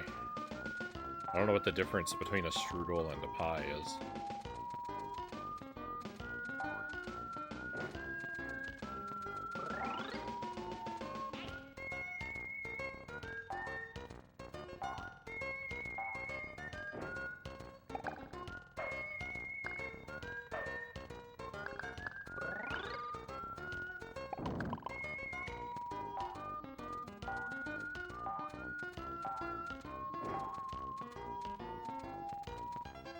The game suddenly became very generous with 1-ups.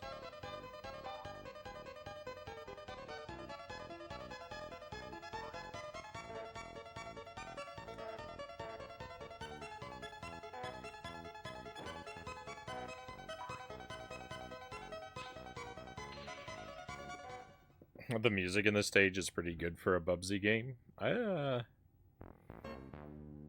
really don't have anything, like, bad to say about, like, the look and sound of the game.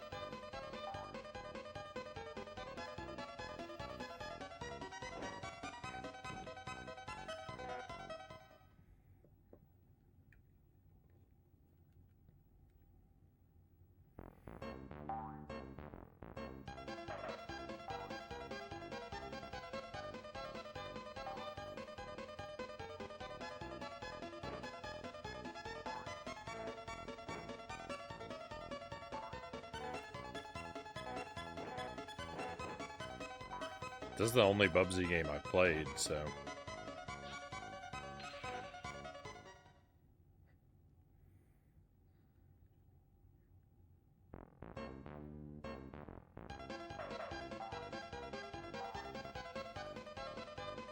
I don't really know what level of quality to expect.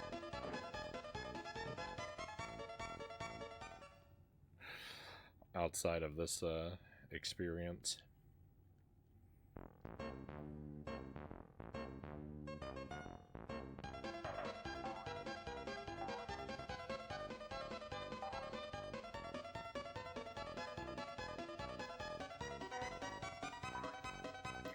This boss is so unpleasant.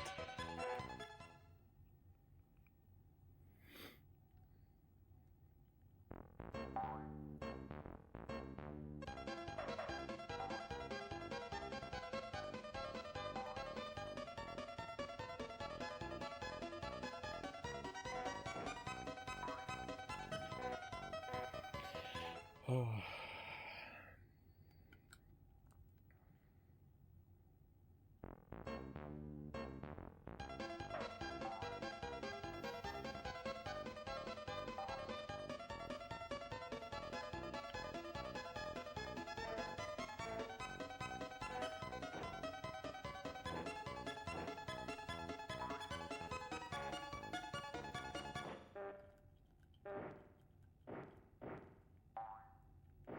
Oh, thank goodness.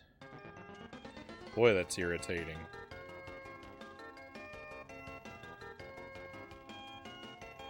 I want to not let the game win. And, like, ugh. I don't want the game to succeed in filling me with such powerful negative emotion. But...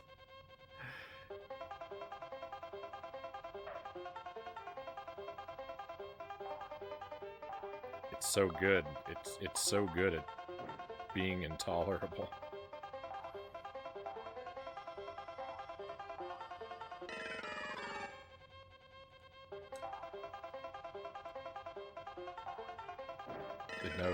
It knows just how to make me hate it. This game.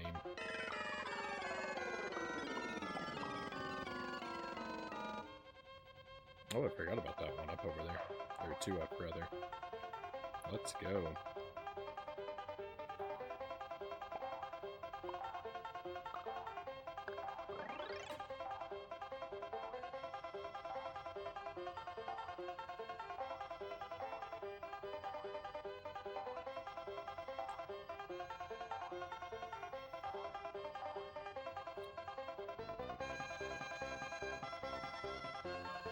All the Bubsy games have been made out of spite.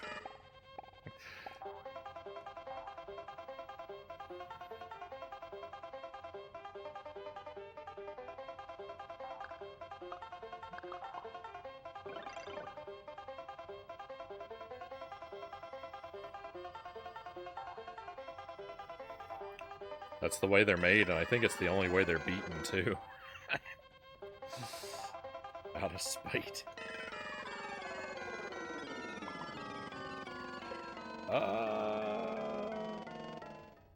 Hey, I didn't like this stuff.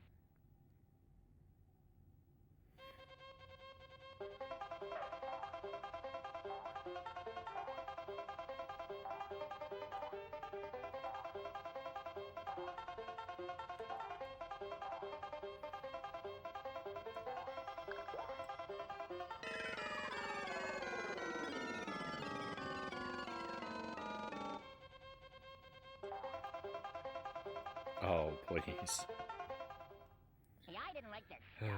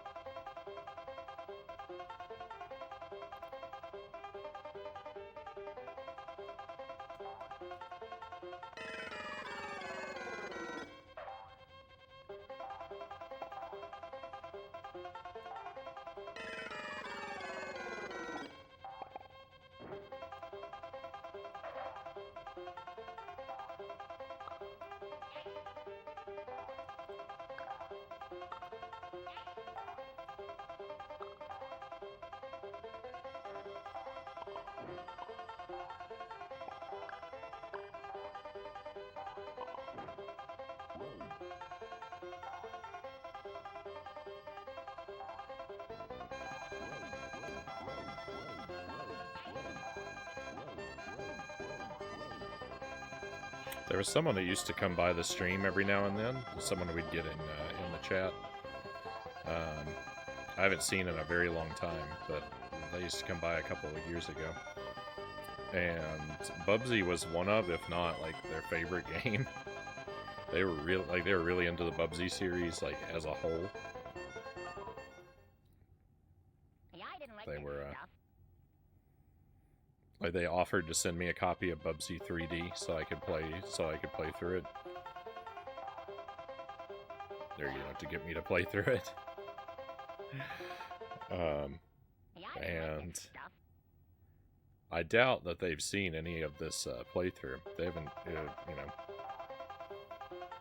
I guess I never know who might be lurking, but or checking out the VODs. But I imagine that they would say something if they dropped by.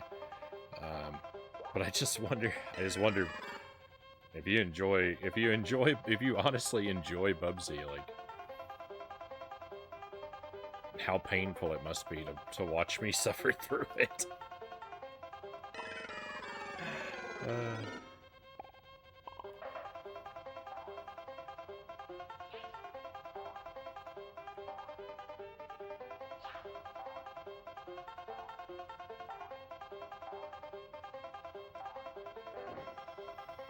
I would think that if you honestly enjoy Bubsy, like it really is one of your favorite like franchises, you have to be used to the experience of sitting through playthroughs where people hate the game.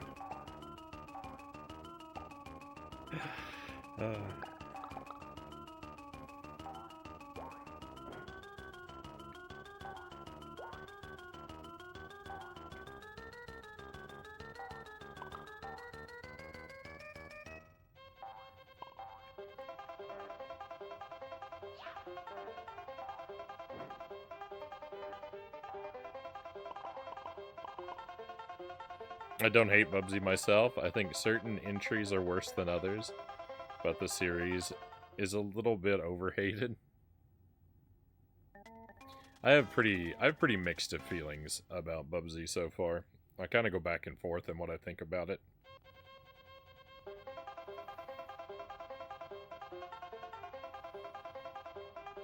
There are definitely times where I really hate it, but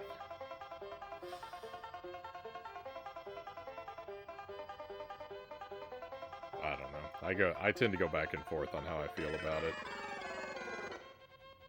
I never think it's good, but I think it's better at some times than at others.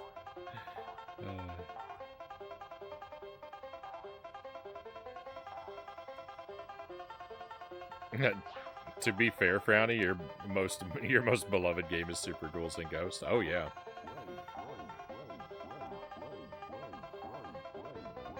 Well, that's a great game.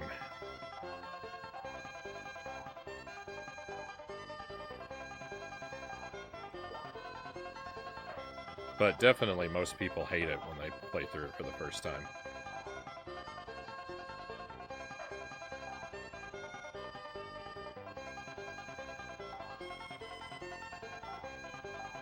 I mean, most people don't get through it for a first time, but, you know.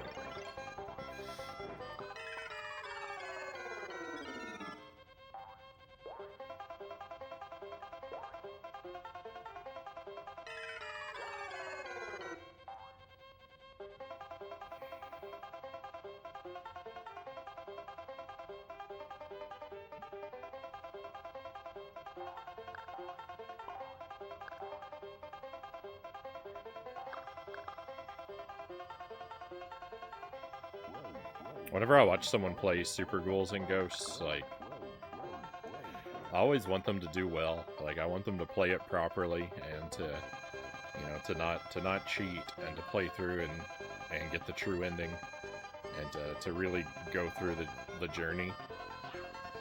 But I do have to admit that whenever I watch a playthrough starting up, I'm always kind of rooting for the game a little bit more than the player at first. I definitely want them to play through it, but I don't necessarily want them to have an easy time. Hey, I didn't like this stuff. I always kind of hoping that they're gonna get the full experience of seeing how mean the game can be, and not get too lucky and first try too many things. Hey, I didn't like this stuff. That might make me a little bit evil.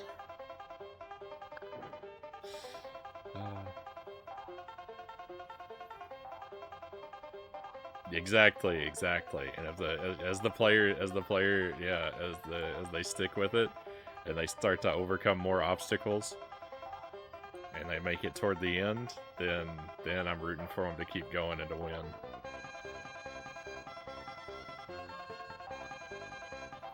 Because it's like now you've put in the time.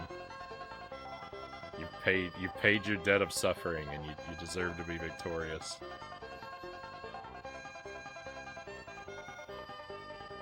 Frownie is evil, confirmed.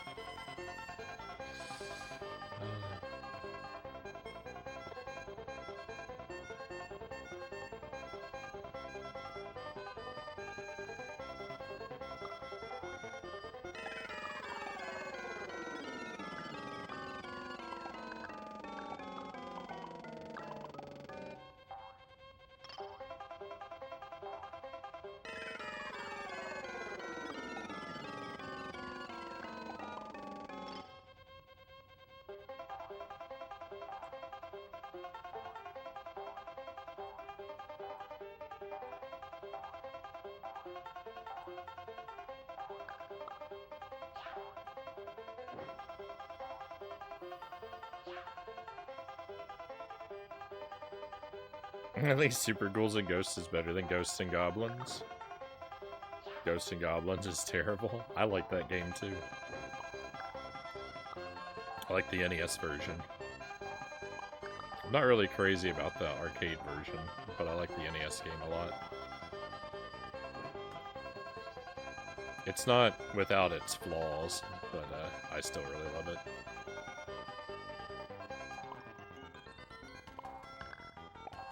This level took a lot of lives from me.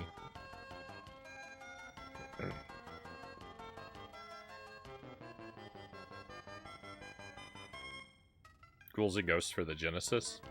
That game I don't know as well. I also wouldn't say that I dislike it, but I've only played it a little bit. Next time, I get a stunt cat. It's my least favorite of the three, though. Easily. I like Ghosts and Goblins and Super Ghouls and Ghosts. Both of them I like a lot more.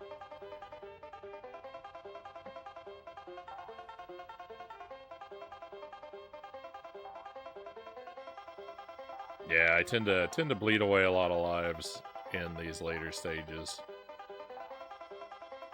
Just the way it's gonna be. Ooh, that timing there.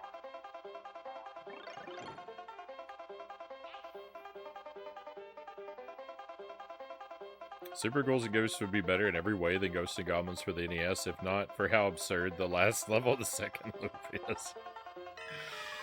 That's where, yeah, that's where all the that's where it all happens. That's where all the magic is.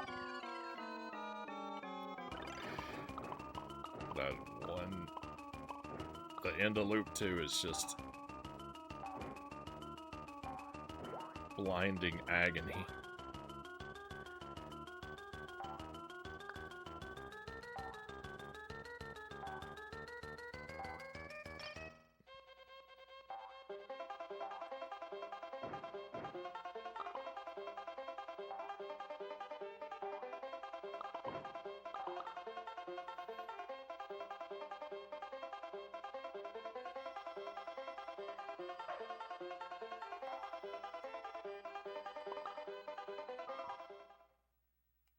Next time, I get a stunt cat. Oh yeah.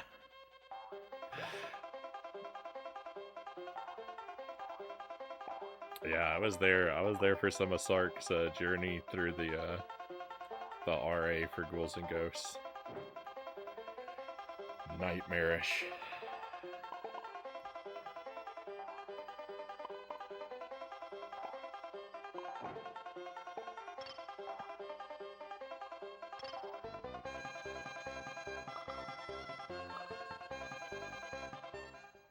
Next time, I get a stunt cat.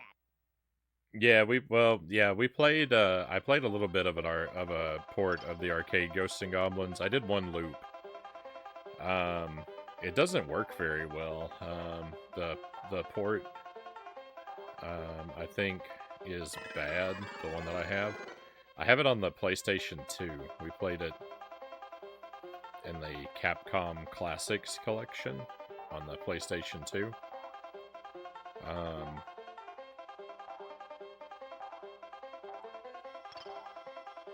I don't know. It seemed like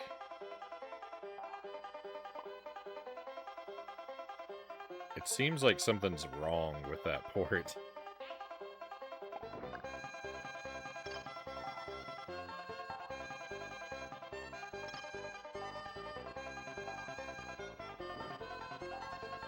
I was stuck on the last boss for a super long time, and that just really didn't make it. It just doesn't make any sense. Next time, I get a stunt cat.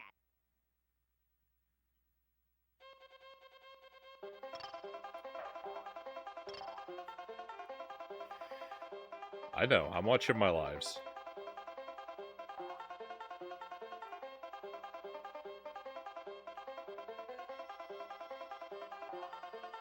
There's really nothing I can do about it.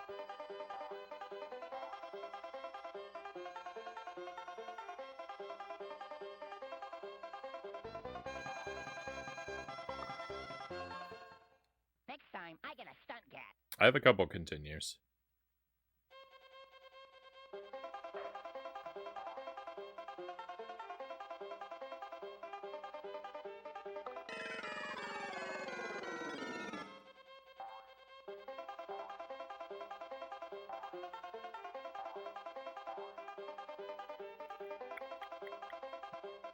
I don't remember the best way to get out of this level. Sadly.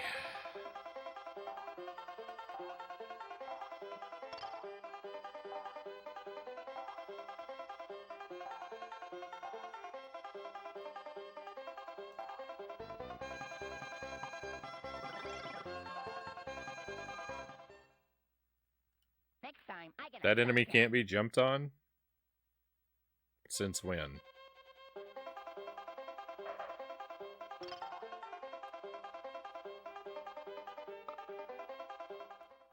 Next time, I get a stunt cat. I don't know why this music makes me think of Banjo. Probably because of the banjo, subject Omega says.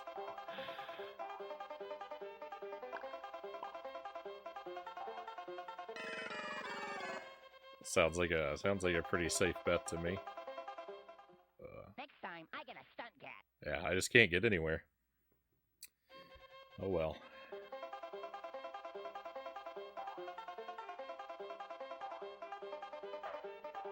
It is what it is.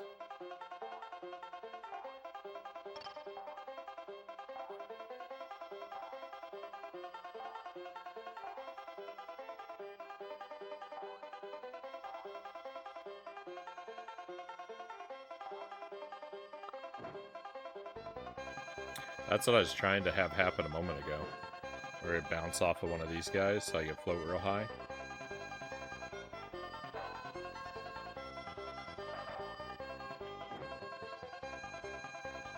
I think it's the only way you can actually get across this level. Next time, I get a stunt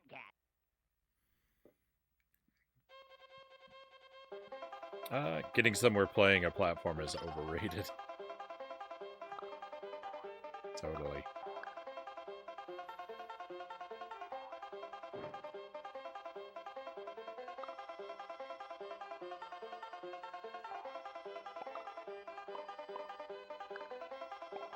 Cool.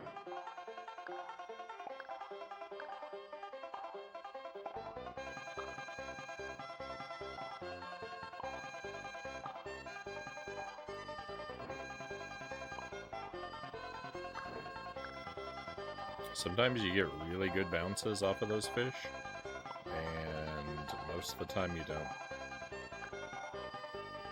It's yet another thing that is just sickeningly inconsistent.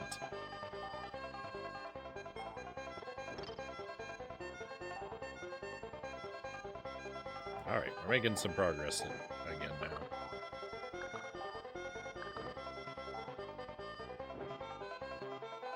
Hey, thank you for the wheel, Kusarigama. Let me,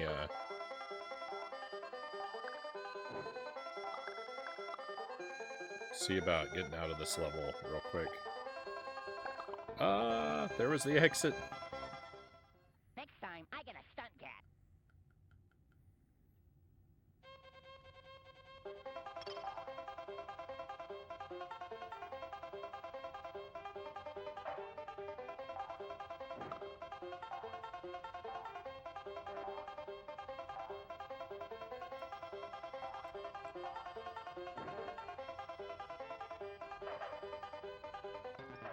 Alright, there we go. So now I can just hang out here on this screen while we spin the wheel.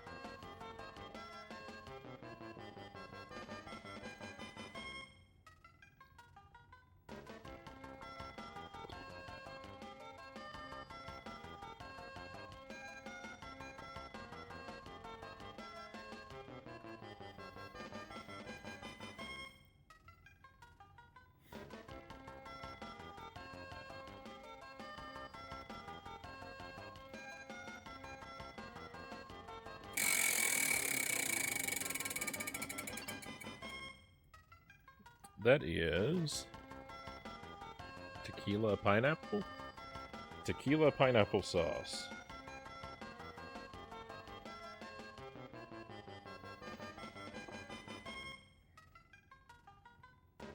All of the sauces on our wheel are from the set of miniature bottles called the Good Hurt Fuego. And they're mostly pretty mild so far, but as we work our way through the set of like 20 or so,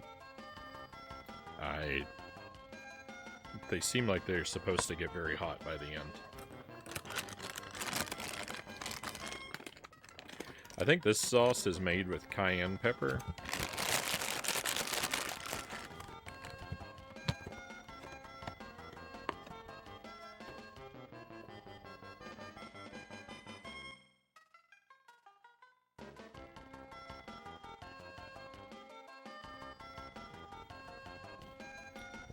Isaac clearly doesn't feel as chilly as I do down here.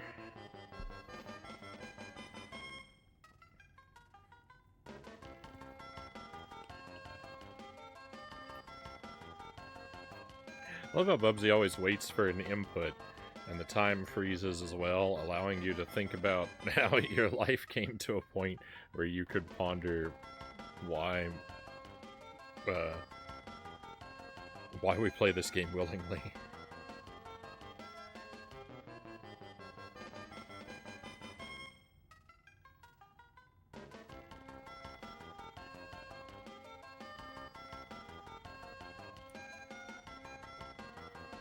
Alright, let's enjoy.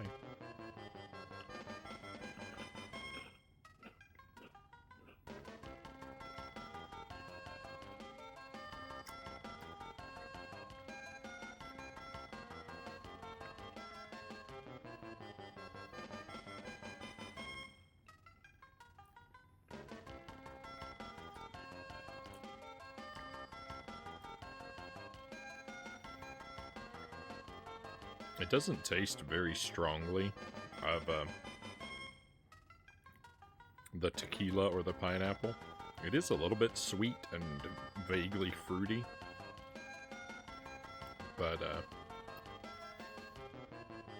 I don't know that I could have told you what they were going for if I hadn't read the label before tasting it. It's got a little bit of heat, though.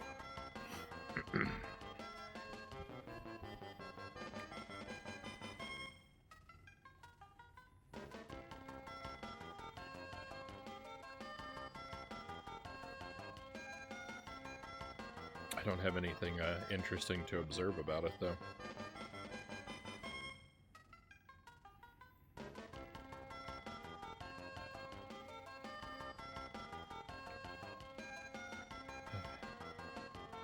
Thank you for that.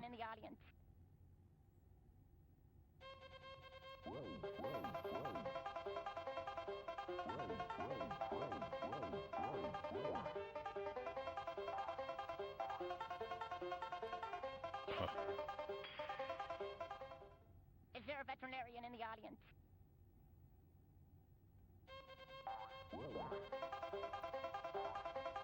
2 duds. Oh no.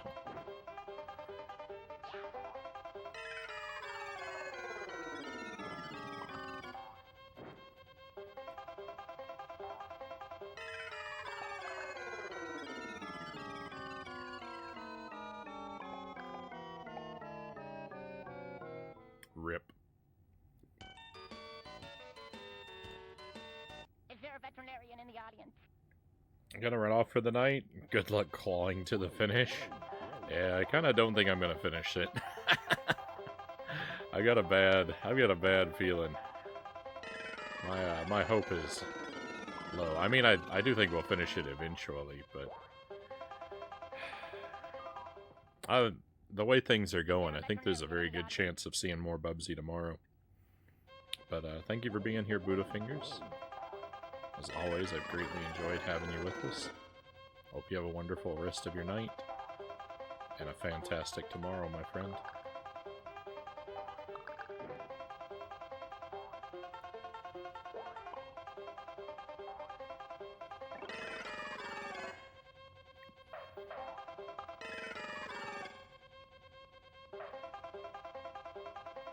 At least it's not the bomb, worst tasting sauce ever. I don't think I've disliked any of these sauces that we've had yet. Hey, Zinshan, welcome in. Thank you for the raid. Always a pleasure.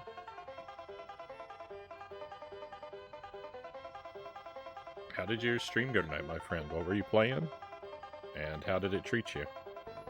Hopefully it treated you better than Bubsy's treating me.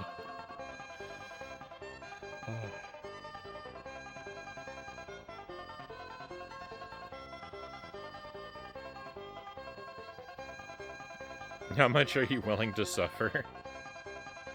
Jump King Part 21 and counting.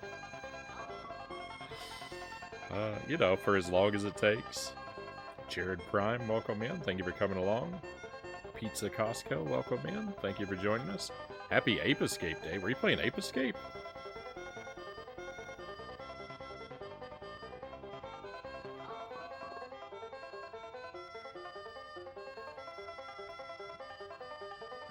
Tales of Arise. I think we're at the last dungeon.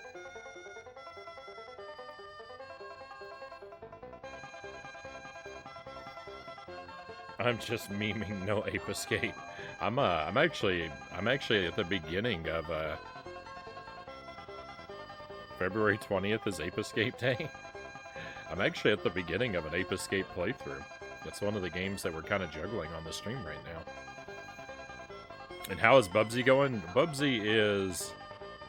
well, it just is. I'm not having a great time with Bubsy. So far as what I think of it overall, I don't know. My opinions are usually much more gentle toward this game at the start of the night. If you'd asked me 2 hours ago, I would have told you that I was softening toward it. But right now I'm pretty unhappy with it.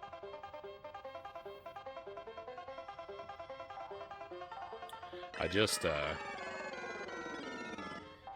I had like 20 lives like 30 seconds ago, and I blew through them all in the blink of an eye, and now I'm using up my continues as well, so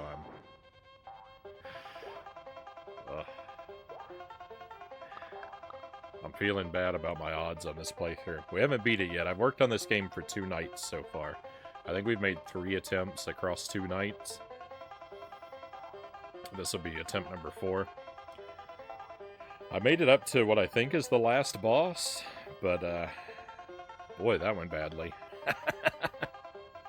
So we'll see. Thank you for the follows, by the way. Jared, Pizza, thank you very much coming on board with us. Insta-follow for Ape Escape. I've only played about 2 hours of Ape Escape. I want to gaslight an Ape Escape day into existence. I really liked it. My first impression of Ape Escape was overwhelmingly positive. Haven't gotten back to it.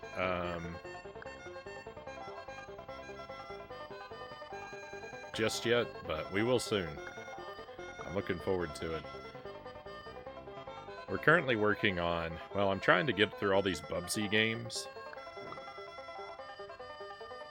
So I'm playing a lot of Bubsy right now, but we're also slowly working on Ape Escape and Jet Force Gemini.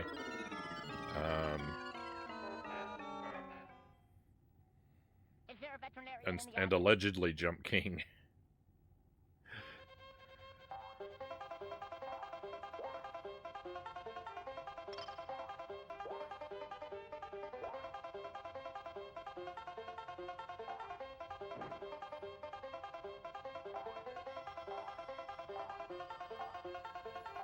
But I've kind of been prioritizing Bubsy over the other projects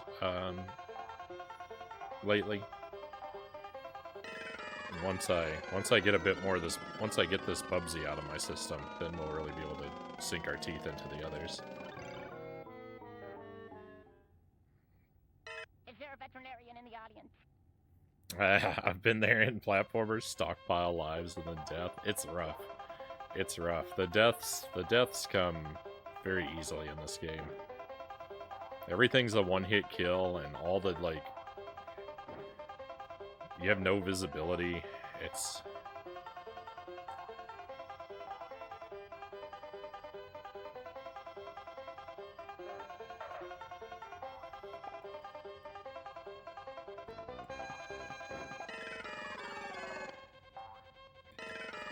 everything is just as bad as it could be at every moment with this one. Where in...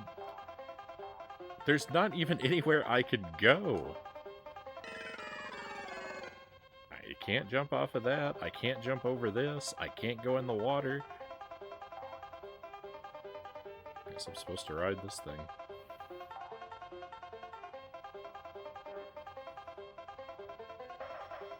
I don't know what this thing is. It looks like a tilapia fillet.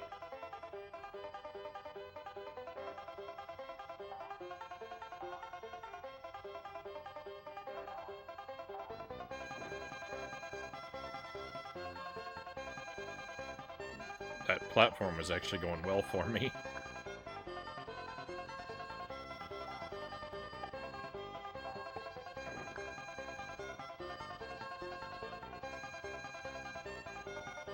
Cool, checkpoint. Let's go.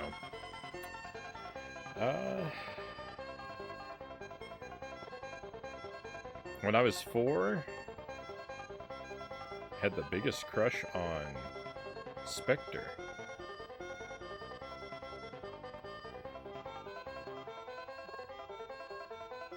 I guess that's the character from Ape Escape.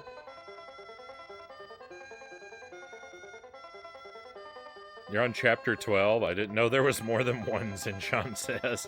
Yeah, I've made it. I believe I've made it up to the final level. I think I've made it up to the last boss, but love Ape Escape, good time. When I was 4, I had a crush on the pink Power Ranger, Chozo says, and the other kids bullied me. Glad I popped in, Jared says. Gotta get to bed. Got it ready for work in 5 hours. Oh my goodness.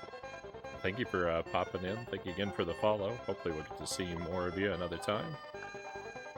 Sleep well and have a smooth day at work tomorrow.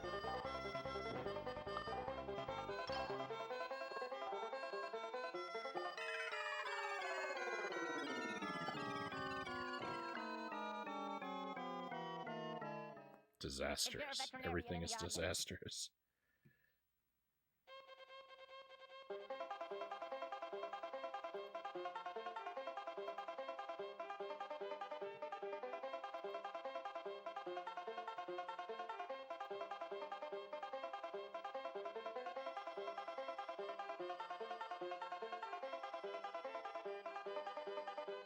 That was a fall and a half.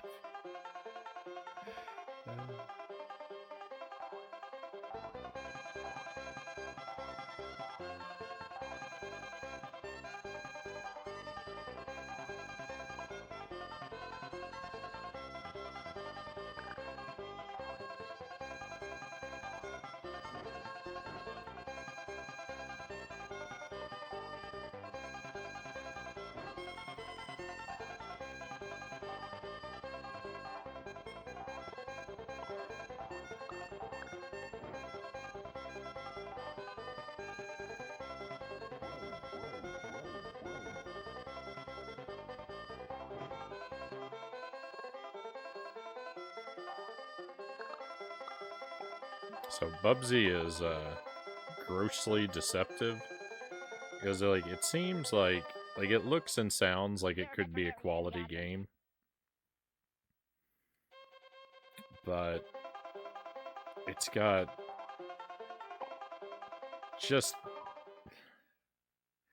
the absolute grossest physics that I've ever felt in a game, and everything's a one-hit kill. You have no visibility. The levels are just a mishmash of chaos and surprise nonsense. And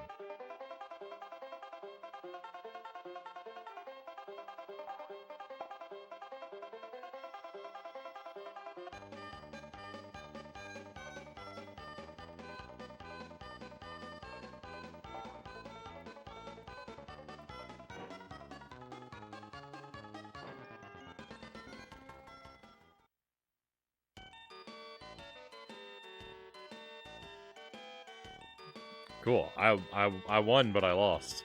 Is there a veterinarian in the audience? I said, we killed the boss. We killed the boss. And it even put up the victory text.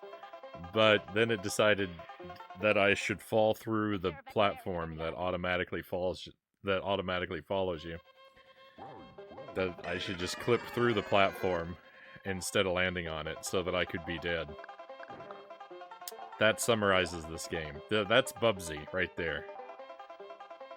That is the entirety of this game. Hey Shadow, welcome in. Isn't it great? It's the best decision I've ever made to play these games.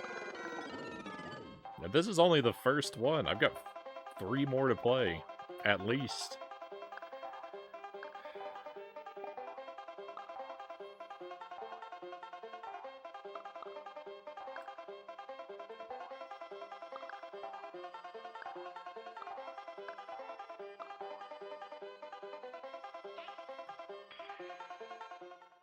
Is there a veterinarian in the audience? See anything. I can't get anywhere because I can't ever see anything.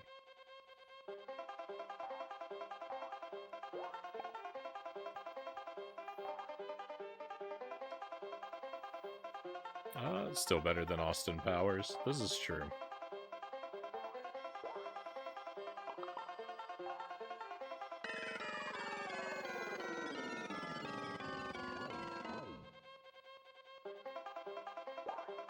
I really, like, sincerely doubt my ability to ever find anything approaching the awfulness of Austin Powers. Is there a veterinarian in the audience?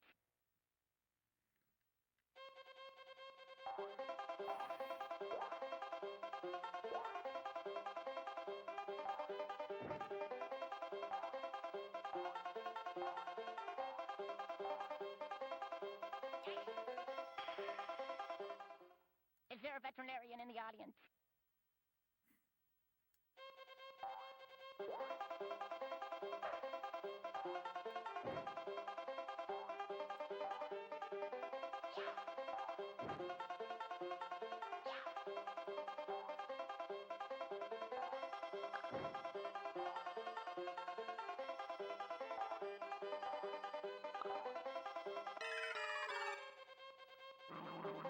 You might be surprised. Oh, certainly I will. Is there a veterinarian I in mean, the audience? I knew those Austin Powers games were going to be trash, and I mean, for 3 of them, I pretty much got what I expected. To, you know, where it was trash, but it wasn't like, it wasn't a horrible, inescapable nightmare. Like yeah.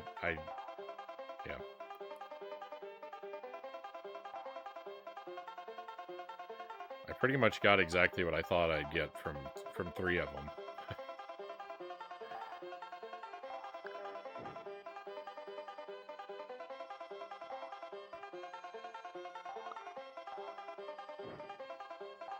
But Dr. Evil Knievel is something I could never have anticipated.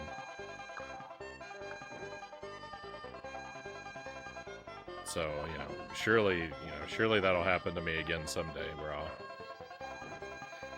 I'll play something that I think I know what I'm getting into, and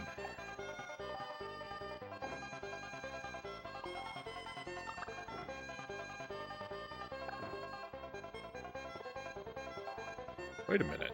Did the alligator eat the platform? I never even knew that was how that worked.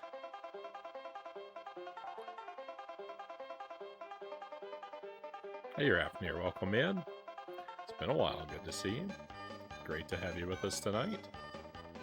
I hope you've been doing well since last we were able to enjoy your company.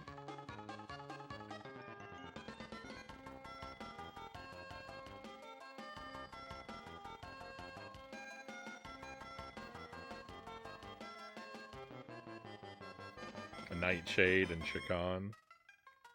That's it. I'm out of here. You can't make me. I don't remember if I own a copy of Nightshade or not.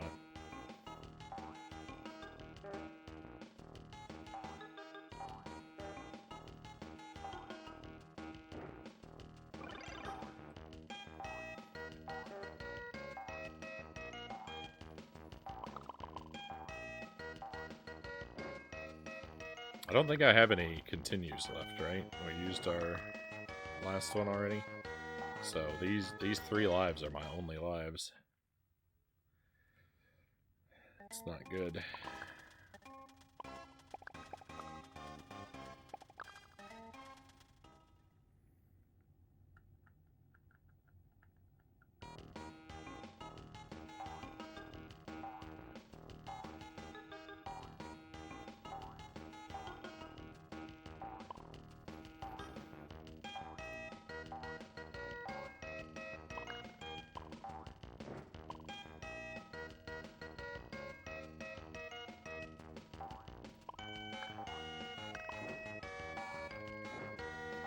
There's a lot of blind jumps and nonsense in these levels, too. I mean, that's pretty much the whole game, is blind jumps and nonsense.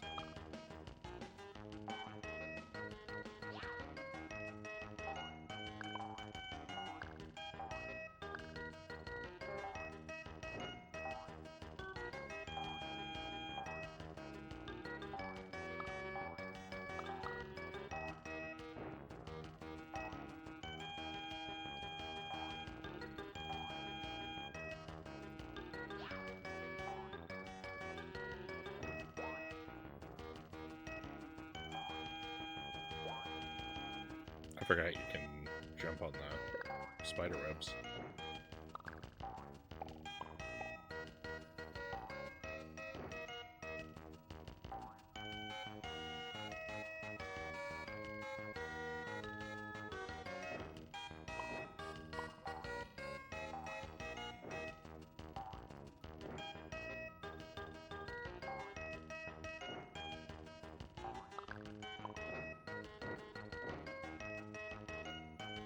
There's too many bugs.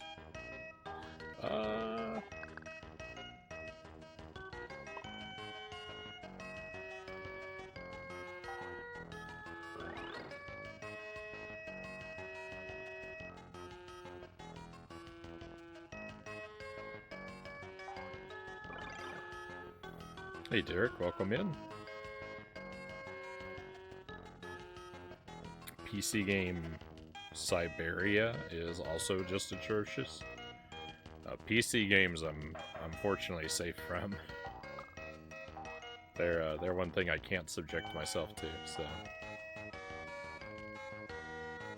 I will leave that particular flavor of horror to someone else. Let's try and not touch that checkpoint if I can avoid it.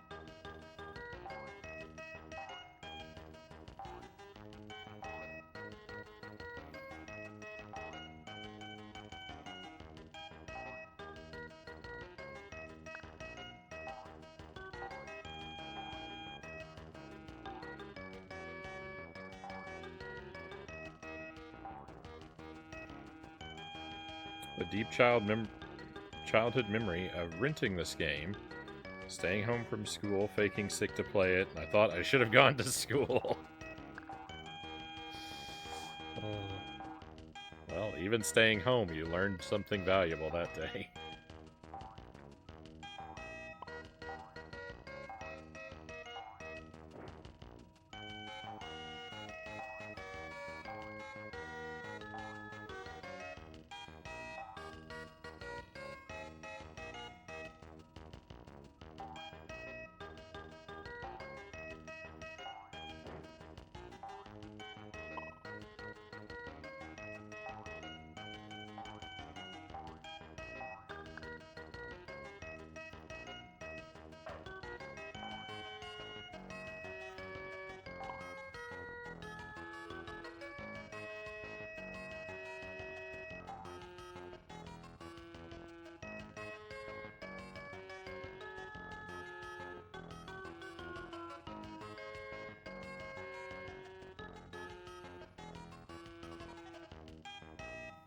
Derek says, I finally watched Dune 1984.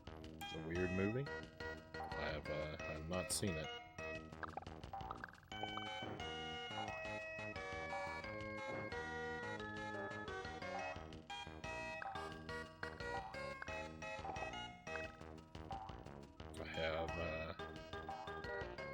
I have no Dune knowledge or experience myself.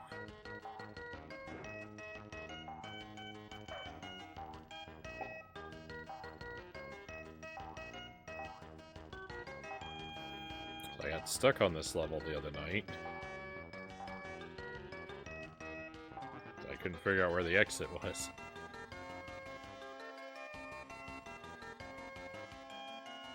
I've got it this time,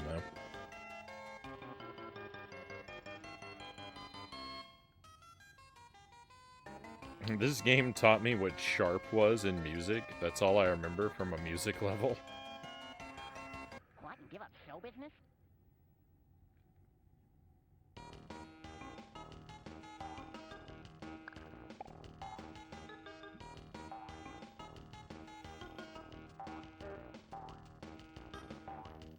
I'm fairly in favor of this game's music. I think most of it sounds alright.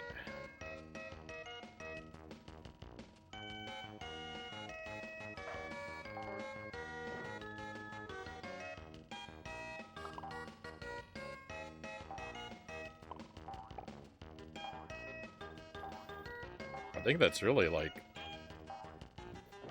the only strength the game really has, is that it looks and sounds good. Because the gameplay is horrific.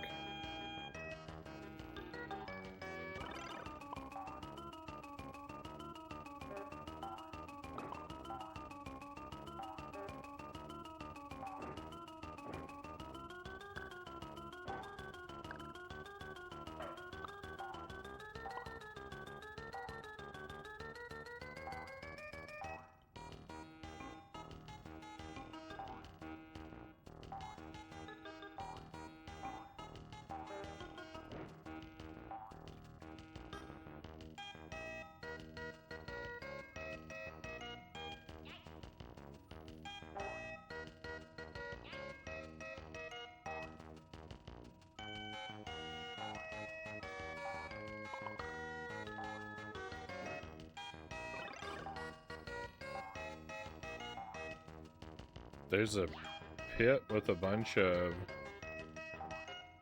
pound signs decorating it. If you touch them, it hurts Bubsy because they're sharp. Huh. I guess I haven't noticed that.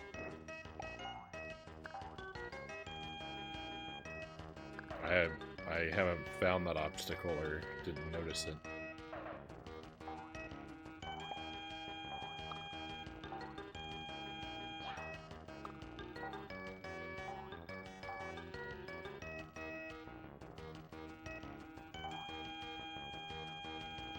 But I see it's a pun. Oh, thank goodness there was something to land on.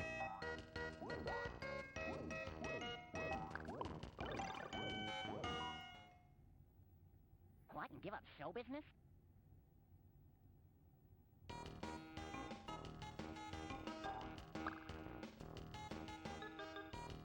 Wait a moment.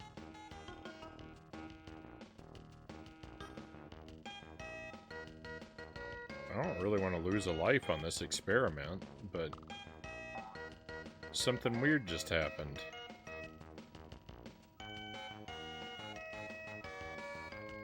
This enemy doesn't kill us? It just makes us lose yarn? Wait a minute.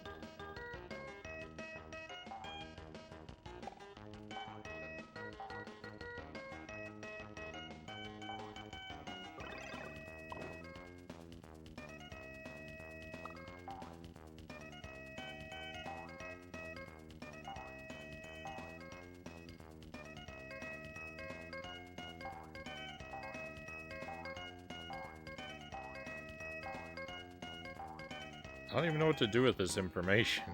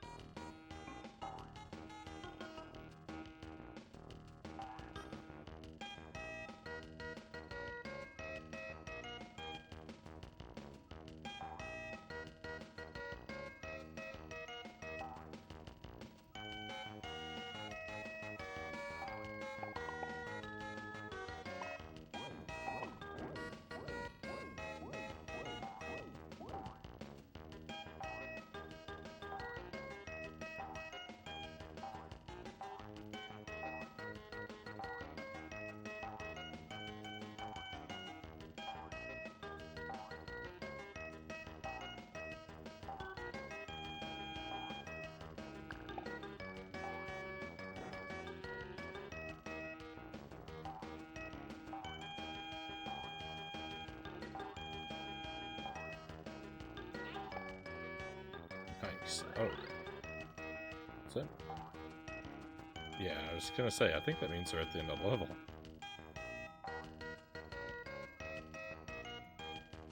Great.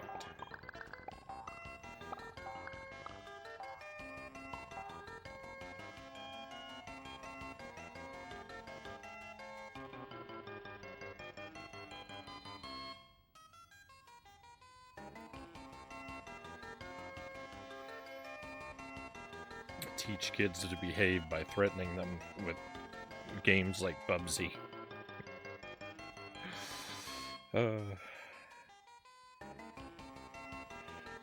This would be more terrifying to find in your Christmas stocking than coal, that's for sure.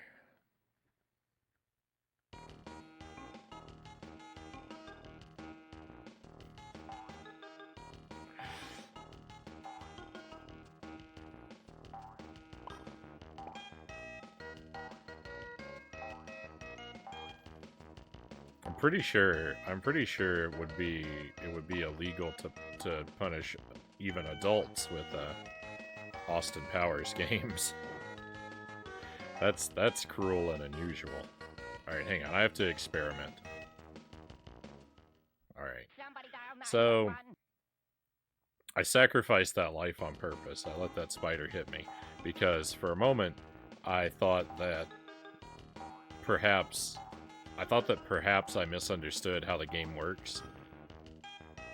And that Bubsy is only vulnerable when he moves. Because I was standing still when that other enemy hit me and I dropped some yarn. So I was like, oh my goodness. I thought for a moment there that the yarn is like Sonic's rings. but only when you're standing still. But I think that's not the case. Apparently it's like that, but only for some enemies. So there may be other enemies that only take our yarn away and don't hurt us, but I'm not going to experiment to figure out which are which.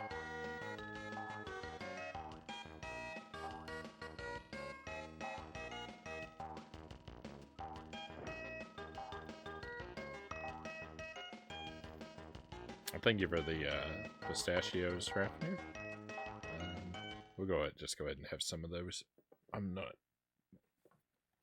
not likely to beat this level.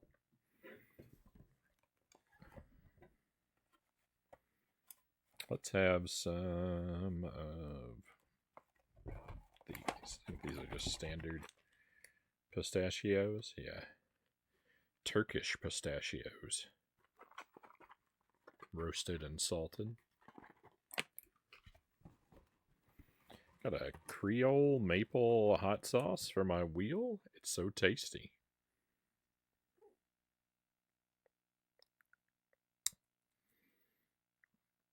Sounds like it would be rather sweet.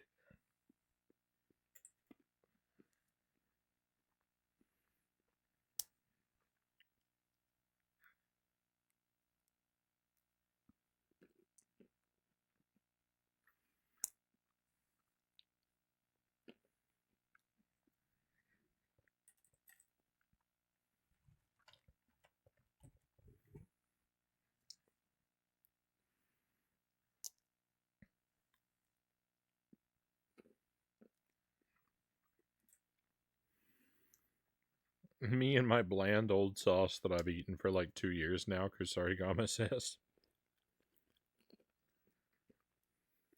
Don't mess with success.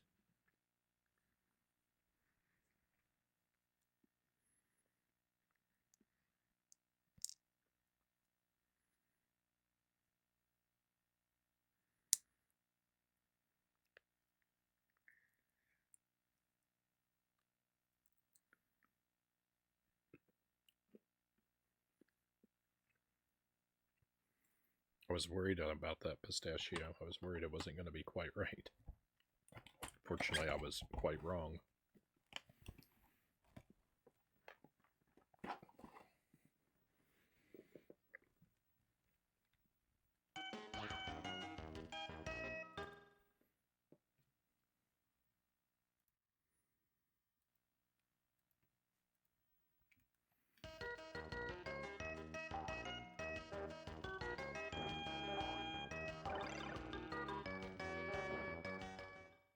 Somebody dial 911.